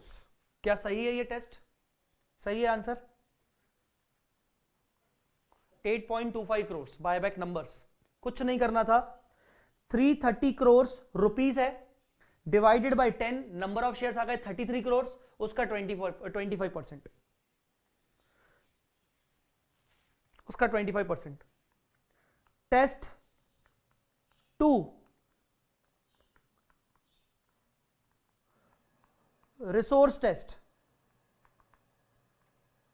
Resource test, resource test जल्दी मुझे करके बताइए। राशि ने रिसोर्स टेस्ट का आंसर भी निकाल दिया 6.25, वेरी गुड। देखते हैं किसका किसका जल्दी जल्दी आता है और आंसर सही है कि नहीं। रिसोर्स टेस्ट थोड़ा जल्दी प्लीज।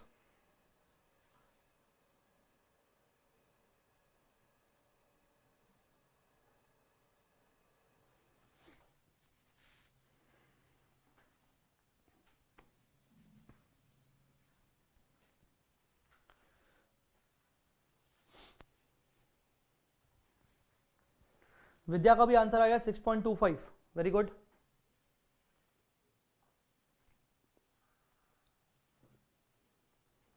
सर कैसे? सिंपल सी बात है, 330 प्लस 240, मैं शॉर्ट में करवा रहा हूं ना, प्लस 90 प्लस 90, सर ये आ गया आपका 330, ये आ गया आपका सर 750 करोड़, और सर ये रुपीज में आया। सर ये आपके टोटल रिसोर्सेस हैं, इसको आप डिवाइड करोगे 30 रुपीज से, सॉरी इसका करोगे 25%,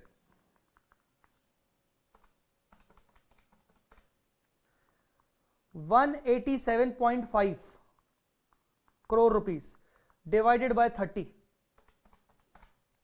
यह आ गया आपका 6.25 करोड़ नंबर्स, ये आ गया 6.25 crore number. Infrastructure development reserve को हमने नहीं लिया। चलो आपके 2 टेस्ट हो गए। अब आपका test 3, debt equity ratio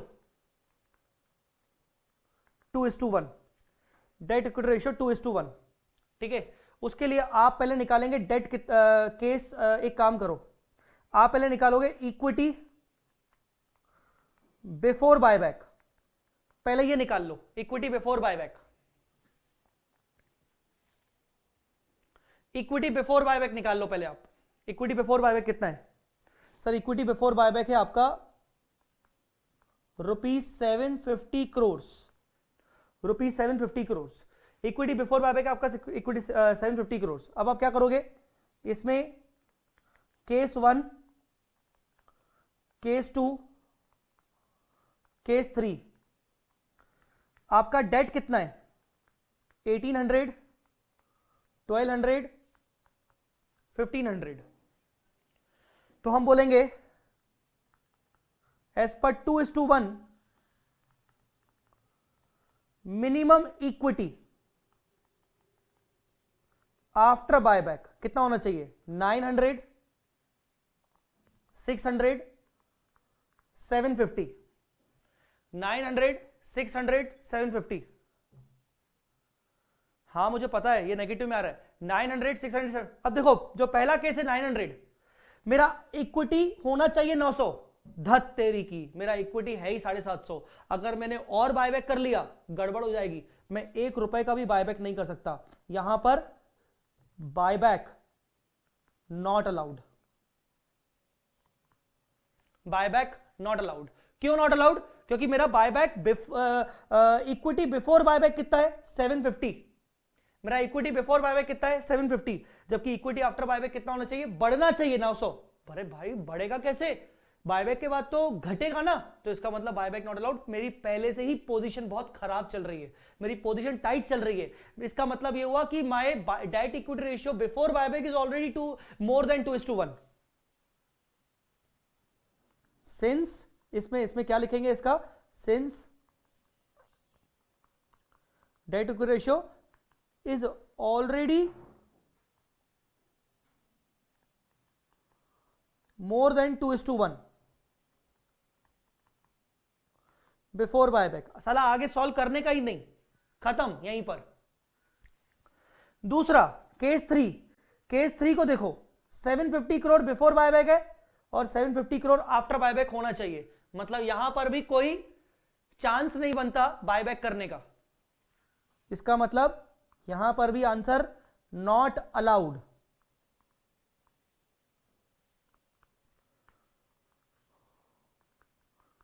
debt equity ratio is already at 2:1। बस जो अलाउड है वो है केस नंबर 2, ये मुझे आपको सॉल्व करके देना है।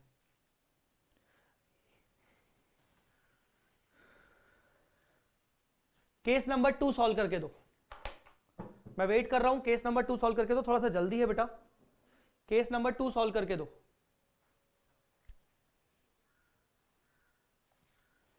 अरे यार इक्वल होगा तो कैसे करोगे बेटा, आपके पास ऑलरेडी 750 का इक्विटी रखा है, अगर आपने 1 रुपए का भी बायबैक किया तो 750 का 749 हो जाएगा, और आपका मिनिमम इक्विटी 750 होना चाहिए, तो नहीं कर सकते ना बेटा। इसका कि क्या कॉमन सेंस रखो ना कि अगर इक्विटी आपका जो है और जो होना चाहिए वो इक्वल है तो it is not allowed.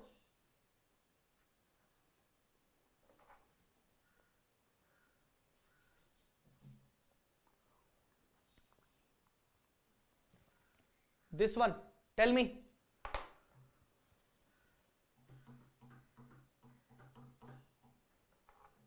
This one, tell me, क्या होगा इसका आंसर,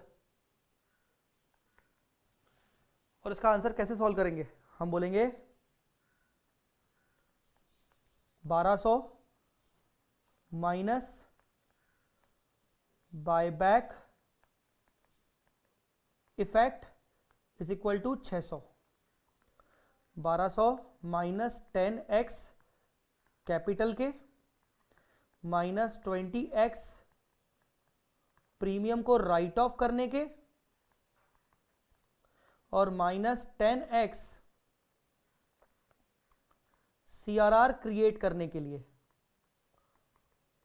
फ्रॉम फ्री रिजर्व, ये आपका हो जाएगा।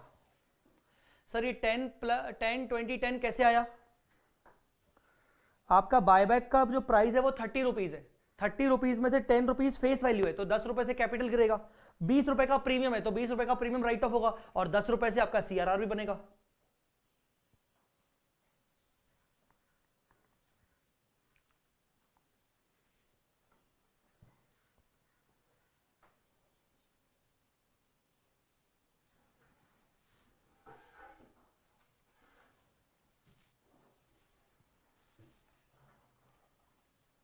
ओ सॉरी सॉरी सॉरी सॉरी 750,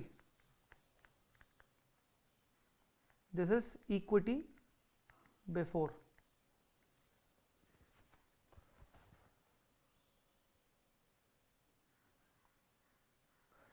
तनु ये चैप्टर आज खत्म हो रहा है, कल से नया चैप्टर शुरू होगा, आप कल से ज्वाइन कर सकते हो, आज ये चैप्टर खत्म हो रहा है, कल से शुरू होगा नया चैप्टर। x की वैल्यू कितनी आ रही है 3.75 करोड़। अब मुझे बताइए मैक्सिमम बायबैक कितना है, test 1 2 3, test 1 2 3, test 1 2 3, whichever is what, whichever is higher की whichever is lower, whichever is higher की whichever is lower, whichever is higher की whichever is lower, whichever is higher की whichever is lower, ये दो yellow, ये भी yellow, hello ये देखो हेलो, बताओ कौन सा एलो आएगा, बोलो बोलो कौन सा एलो आएगा,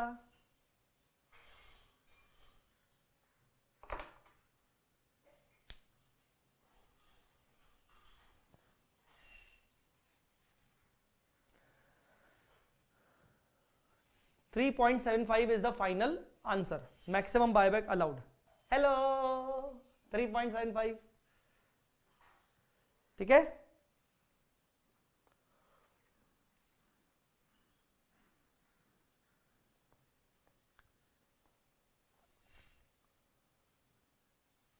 आगे क्या पूछ रहा है, show the accounting entries in the companies books in each situation, each situation, साले अबे साले केस 1 में कोई अकाउंटिंग एंट्री नहीं, केस 3 में कोई अकाउंटिंग एंट्री नहीं, ओनली केस 2 में आपकी अकाउंटिंग एंट्री होगी। तो आप क्या दिखा के आएंगे, आप दिखाएंगे if we consider case 1 no buyback is allowed, if we consider case 3 no buyback is allowed, if we consider case 2 3.75 crore of buyback is allowed and उसकी जर्नल एंट्रीज,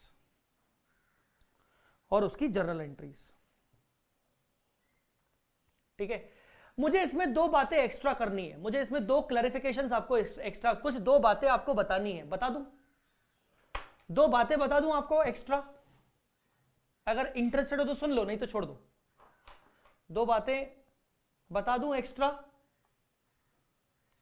इंटरेस्टेड हो तो सुन लो, नहीं तो छोड़ दो।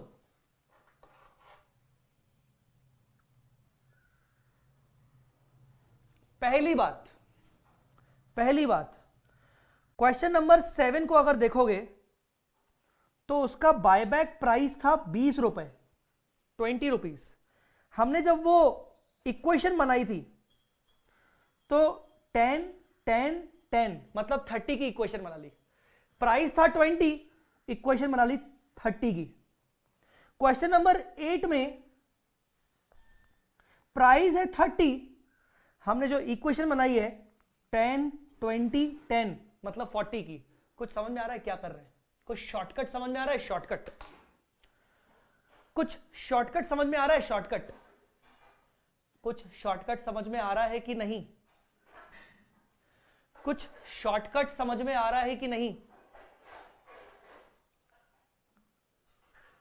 शॉर्टकट ये है कि 10 रुपए एक्स्ट्रा लेस हो रहे हैं, जो भी तुम्हारा बायबैक प्राइस है उसमें 10 रुपीज एक्स्ट्रा है। पर ये शॉर्टकट हर जगह अप्लाई नहीं होगा, ये वहीं अप्लाई होगा जहां पर फेस वैल्यू 10 रुपए है। अगर शेयर की फेस वैल्यू 100 रुपए है तो गड़बड़ हो जाएगी, तो फिर 100 रुपए एक्स्ट्रा लेस होगा।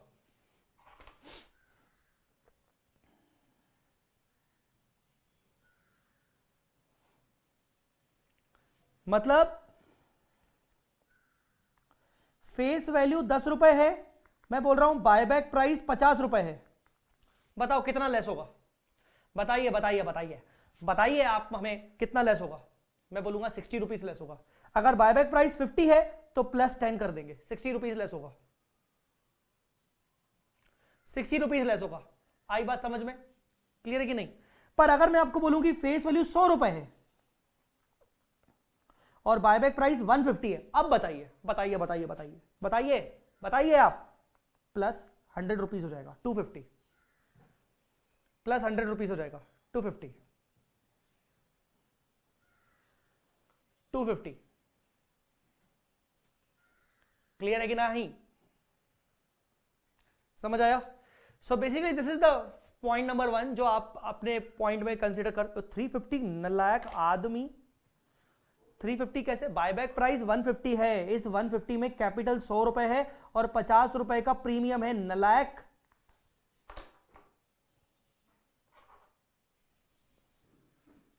ठीक है,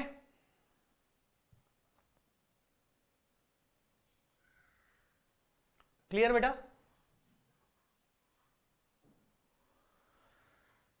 तो एक बात तो ये थी, चलो सर ठीक है, आपने अच्छा किया ये बता दिया।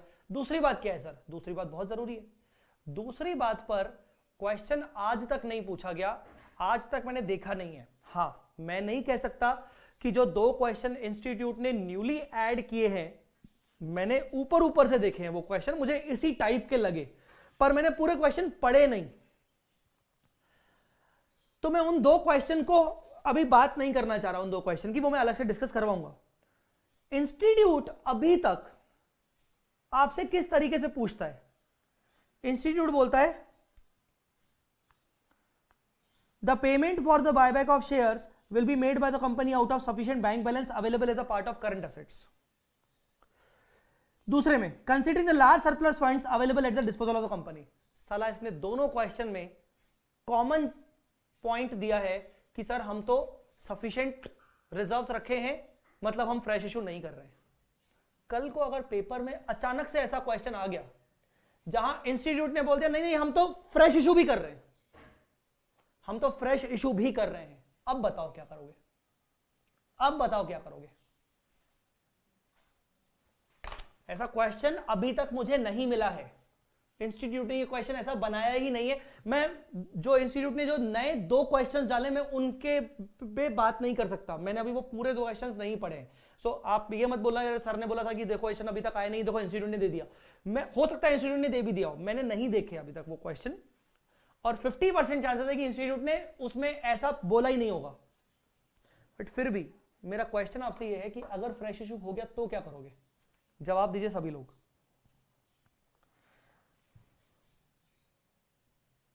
मजा क्लासेस का तभी है जब आउट ऑफ कंटेक्स्ट जाके, मतलब जितना हमें इंस्टीट्यूट ने सिलेबस दिया है उसके आगे जाके हम पढ़े, उसके आगे जाके हम डिस्कस करें, तभी तो लगेगा ना कहीं हाँ यार जय सर से क्लासेस लिए हैं। नहीं तो क्लासेस तो कहीं से भी ले सकते हैं।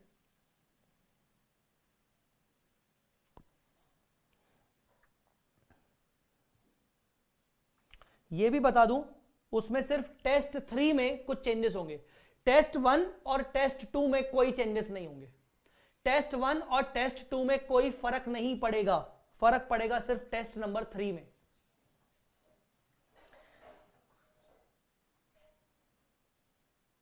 सीआरआर वाली अमाउंट डिक्रीज हो जाएगी उतने अमाउंट से। फ्रेश इशू हुआ तो सर सीआरआर जो लेस हो रहा है वो डिक्रीज होगा, इक्विटी इंक्रीज हो जाएगी एंड सीआरआर अमाउंट डिक्रीज हो जाएगी। वेरी गुड निधि, निधि ने परफेक्ट आंसर दिया।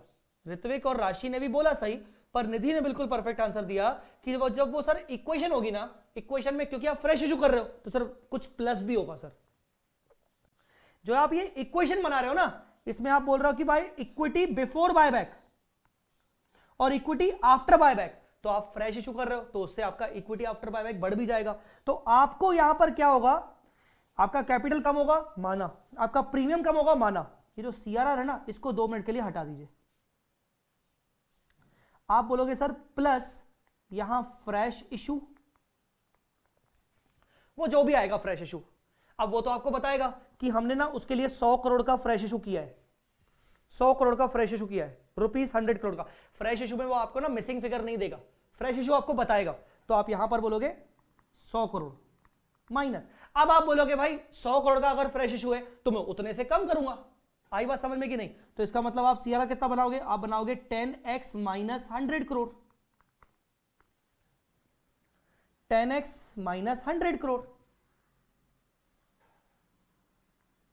आई बात समझ में? मतलब इसको ऐसा ना लिख के मैं आपको ये बोल रहा हूं कि भाई जो आपका सीआरआर बनेगा वो सीआरआर कितना बनेगा, सीआरआर आपका रिमेनिंग पोर्शन बनेगा। समझ में आ रहा है कि नहीं?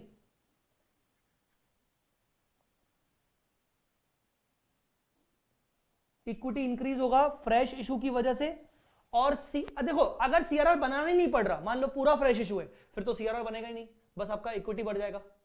पर अगर पार्शियली फ्रेश इशू है, पार्शियली सीआरआर है, फिर आपको सोचना पड़ेगा कि सीआरआर कितना होगा। आया समझ में? हो सकता है वो बोले 50% फ्रेश इशू 50% सीआरआर, तो आप 50% से सीआरआर माइनस करोगे। तो ये पॉइंट हो सकता है, मैं ये नहीं बोल रहा हूं कि ऐसा क्वेश्चन आएगा नहीं, मैं ये भी नहीं बोल रहा हूं कि ऐसा क्वेश्चन आएगा ही आएगा, बहुत कम चांसेस है। आई हैव टू चेक जो इंस्टीट्यूट ने 2 नए क्वेश्चन ऐड किए उसमें ऐसा किया है कि नहीं। अगर उसमें ऐसा नहीं किया तो मतलब समझ जाओ कि इंस्टीट्यूट पूछना ही नहीं चाह रहा वो फ्रेश इशू की बातें। ठीक है, तो बस मुझे ये 2 बातें आपसे करनी थी। अब बेटा अब थोड़ा सा 2 मिनट अपन इस पे आ जाते हैं, डिफरेंशियल राइट्स पे।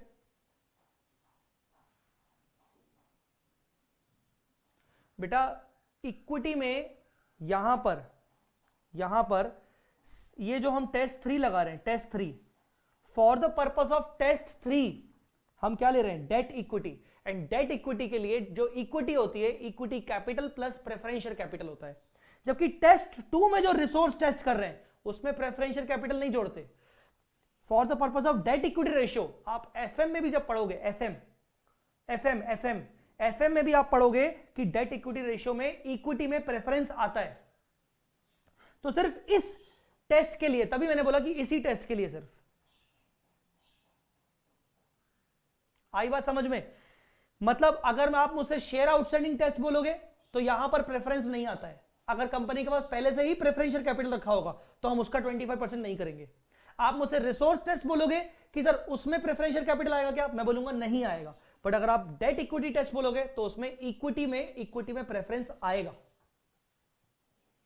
तो ये पॉइंट लिख लीजिए कि टेस्ट 1 टेस्ट 2 के लिए पेड अप कैपिटल में प्रेफरेंस नहीं आएगा, पर डेट इक्विटी के लिए एफएम में भी आपने डेट इक्विटी में प्रेफरेंस बोलते हो, तो यहां पर प्रेफरेंस कैपिटल इंक्लूड किया जाएगा।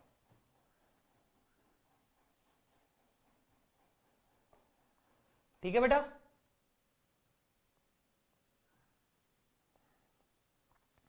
बेटा equity share with differential right बहुत ही लूज टॉपिक है, कुछ नहीं है इसमें। मैं इसको समझाने से पहले सिर्फ चाहता हूं कि आपके साथ ये एग्जाम्पल डिस्कस कर लूं, क्योंकि हमारे पास टाइम भी ज्यादा बच नहीं रहा है। 10:30 ऑलरेडी हो चुके हैं, 10:30 ऑलरेडी हो चुके हैं। मैं ये पॉइंट आपके साथ, ये एग्जाम्पल आपके साथ डिस्कस करना चाहता हूं, हो जाएगा खत्म बस एग्जाम्पल के थ्रू। आ जाइए, मैं थोड़ा सा एग्जाम्पल डिस्कस कर लेता हूं। Equity capital is held by X Y Z. हमारी कंपनी का जो इक्विटी कैपिटल है उसके 3 शेयर होल्डर हैं, एक्स वाई जेड। ठीक है ना, एक्स वाई जेड। प्लीज इस पे ध्यान दीजिए, प्लीज इस पे ध्यान दीजिए, I am running short of time, इसलिए please. Equity capital is held by X Y Z in the proportion of 40-40-20। अच्छा, ये पॉइंट शायद न्यू सिलेबस ओल्ड सिलेबस में है कि नहीं, ये वाला पॉइंट अगर कोई ओल्ड सिलेबस वाला बच्चा देख रहा है, जैसे मुझे विद्या का पता है, शायद वो विद्या ओल्ड सिलेबस का पूछ रही थी, तो ओल्ड सिलेबस में ये डिफरेंशियल वाला चैप्टर है कि नहीं है वो एक बार कंफर्म कर लीजिएगा। मुझे ध्यान नहीं आ रहा कि डिफरेंशियल वाली पॉइंट्स ओल्ड चैप्टर में है, ओल्ड वाले सिलेबस में है कि नहीं। जो x है, y है, z है, इनके पास इक्विटी कैपिटल रखे हैं 40:40:20 के फॉर्म में। इसके अलावा ABC hold preferential capital in the proportion of 50:30। अच्छा, और इसके अलावा प्रेफरेंशियल कैपिटल होल्ड करते mister A, mister B, mister C. If the paid up equity capital of company is 1 crore, equity capital अगर 1 करोड़ है और प्रेफरेंस कैपिटल अगर 50 लाख है, then relative weight in the voting right of equity shares and preferential holders will be 2/3 and 1/3। Sir ये क्या बोल रहा है? मान लीजिए, पहली बात तो आपने एक कॉमन बात पढ़ी है कि प्रेफरेंशियल होल्डर्स को वोटिंग राइट्स नहीं मिलते, पर प्रेफरेंशियल होल्डर्स को वोटिंग राइट्स एक्सेप्शनल सिचुएशन में मिलते हैं। ठीक है ना, एक्सेप्शनल सिचुएशंस में वोटिंग राइट मिलते हैं। कब? जब मान लीजिए जो उनको हम रिडीम करना था, हम उनको रिडीम नहीं कर पाए, प्रेफरेंशियल होल्डर्स को हम रिडीम नहीं कर पाए, तो उनके पास वोटिंग राइट आ जाएगा। ठीक है ना, तो बेसिकली अगर मान के चले, अगर अज्यूम करके चलें कि प्रेफरेंशियल होल्डर्स के पास भी वोटिंग राइट्स हैं, तो इस क्वेश्चन में आपको यह निकालना है कि बताइए इक्विटी होल्डर्स के पास कितने वोटिंग राइट्स हैं और प्रेफरेंस वालों के पास कितने वोटिंग राइट्स हैं। तो यहां पर बोल रहा है कि भाई आप देखो, इक्विटी कैपिटल 1 करोड़ का है और प्रेफरेंस कैपिटल 50 लाख का है। अगर माना जाए कि प्रेफरेंस के पास इक्विटी वोटिंग राइट है, तो कहीं ना कहीं जो वोटिंग राइट होगा वो डिस्ट्रीब्यूट हो जाएगा 1:0.5 में, मतलब 2:1 के फॉर्म में। 1:0.5 मतलब 2:1। इक्विटी 1 करोड़ है और प्रेफरेंस 0.5 है। वोटिंग राइट हमेशा share capital, paid up share capital के फॉर्म में होता है। ठीक है ना, आई बात समझ में कि नहीं?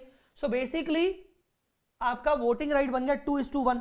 तो ये वही बोल रहा है कि भाई ऐसे केस में equity share holders and preference holders will be 2/3 and 1/3। The respective voting right of various share holders will be. अब ऐसे केस में mister A, mister B, mister C, mister X, mister Y, mister Z के voting right कैसे होंगे? X के पास पहले से ही कितना प्रोपोर्शन था? 40 का।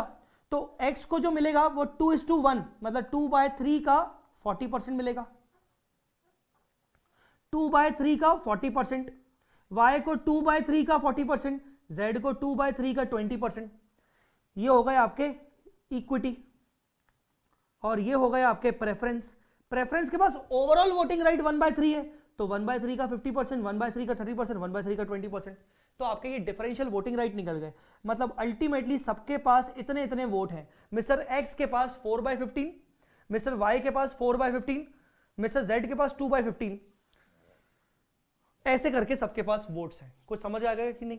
That's it. तो ये डिफरेंशियल वोटिंग राइट निकालने का तरीका हुआ। अगर आप इसको परसेंटेज के फॉर्म निकालोगे 4/15, 4/15, 1/15, 1/6, 1/10, 2/30, वो एलसीएम जो करते हैं और उसके हिसाब से कॉमन निकालते हैं, तो ये वोटिंग राइट सबसे ज्यादा किसके पास आ गए?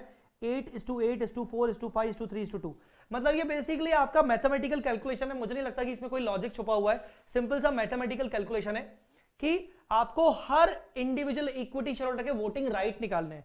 तो हम इस बेसिस पे बोल सकते हैं कि भाई सबसे ज्यादा जो वोटिंग राइट है वो एक्स और y के पास है, थोड़े बहुत उसके पास a के पास है, उसके बाद z के पास है, उसके बाद b के पास है, उसके बाद c के पास है। इनके इंडिविजुअल वोटिंग राइट्स निकालने के लिए, मतलब डिफरेंशियल वोटिंग राइट्स निकालने के लिए सबसे पहले तो आपको करना पड़ेगा कोई इक्विटी कैपिटल कितना है, पेड अप कैपिटल कितना है, दोनों को अलग अलग रेशियो में बांट लेते हैं, फिर उनके इंडिविजुअल वालों को उनके प्रोपोर्शन में बांट लेते हैं। सिंपली आई होप आपको ये पॉइंट समझ में आ गया होगा। ये थ्योरी जरूर पढ़ के जाना,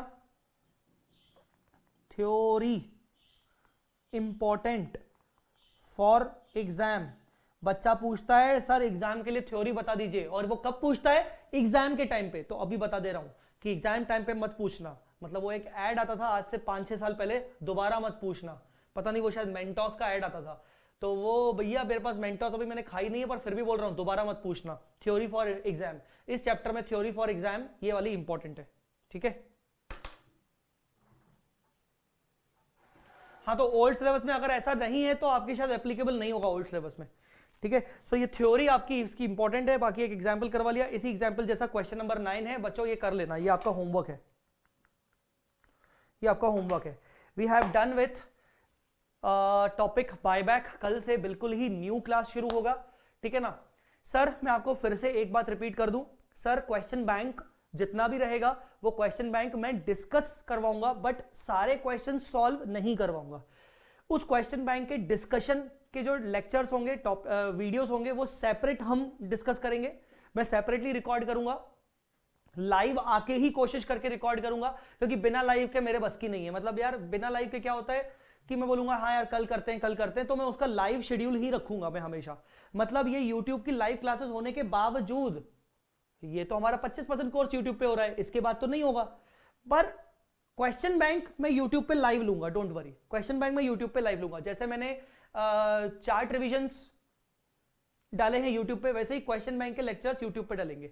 बट उसके लिए आपके पास क्वेश्चन बैंक होना जरूरी है। अगर आप क्वेश्चन बैंक परचेज कर लेते हो इंटर न्यू सिलेबस वाले, तो आपके लिए बहुत बेस्ट रहेगा।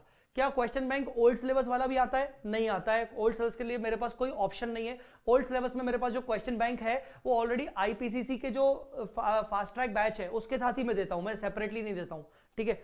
अच्छा, तो क्वेश्चन बैंक के डिस्कशंस होंगे हमारे सेपरेट वीडियोस में, पर डिस्कशन होंगे, सारे क्वेश्चन सॉल्व नहीं होंगे। जो जो क्वेश्चन मुझे लगेगा कि अच्छा है सिर्फ वही हम सॉल्व करके रखेंगे, डिस्कस करके रखेंगे। इसके अलावा जो न्यूली एडेड क्वेश्चंस हैं इंस्टीट्यूट के द्वारा, उन न्यूली एडेड क्वेश्चंस को भी उन्हीं क्वेश्चन बैंक के लेक्चर्स में साथ में कवर किया जाएगा और उनको भी डिस्कस किया जाएगा। इसके वीडियोस के लिए मैं YouTube पे लाइव स्ट्रीमिंग करता रहूंगा समय समय पर, और आपको पता चलता रहेगा। उसके लिए सर आपको क्या करना है, आपको सिर्फ और सिर्फ मेरे चैनल्स को सब्सक्राइब करना है। पहला चैनल सीए जय चावला, दूसरा चैनल वी स्मार्ट अकेडमी, तीसरा channel CA inter V smart academy. 3 channel है, वी स्मार्ट अकेडमी, दूसरा सीए इंटर वी स्मार्ट, और तीसरा जय चावला, सीए जय चावला। आप ये तीनों चैनल्स को इक्वली सब्सक्राइब करके रखो, ठीक है। चलो, थैंक यू सो मच। विद्या आप चाहो तो मुझे फोन लगा सकते हो, अभी क्लास के बाद मैं फ्री हो गया हूं। Thank you so much, bye bye, जय माता दी, अल्लाह हाफिज़।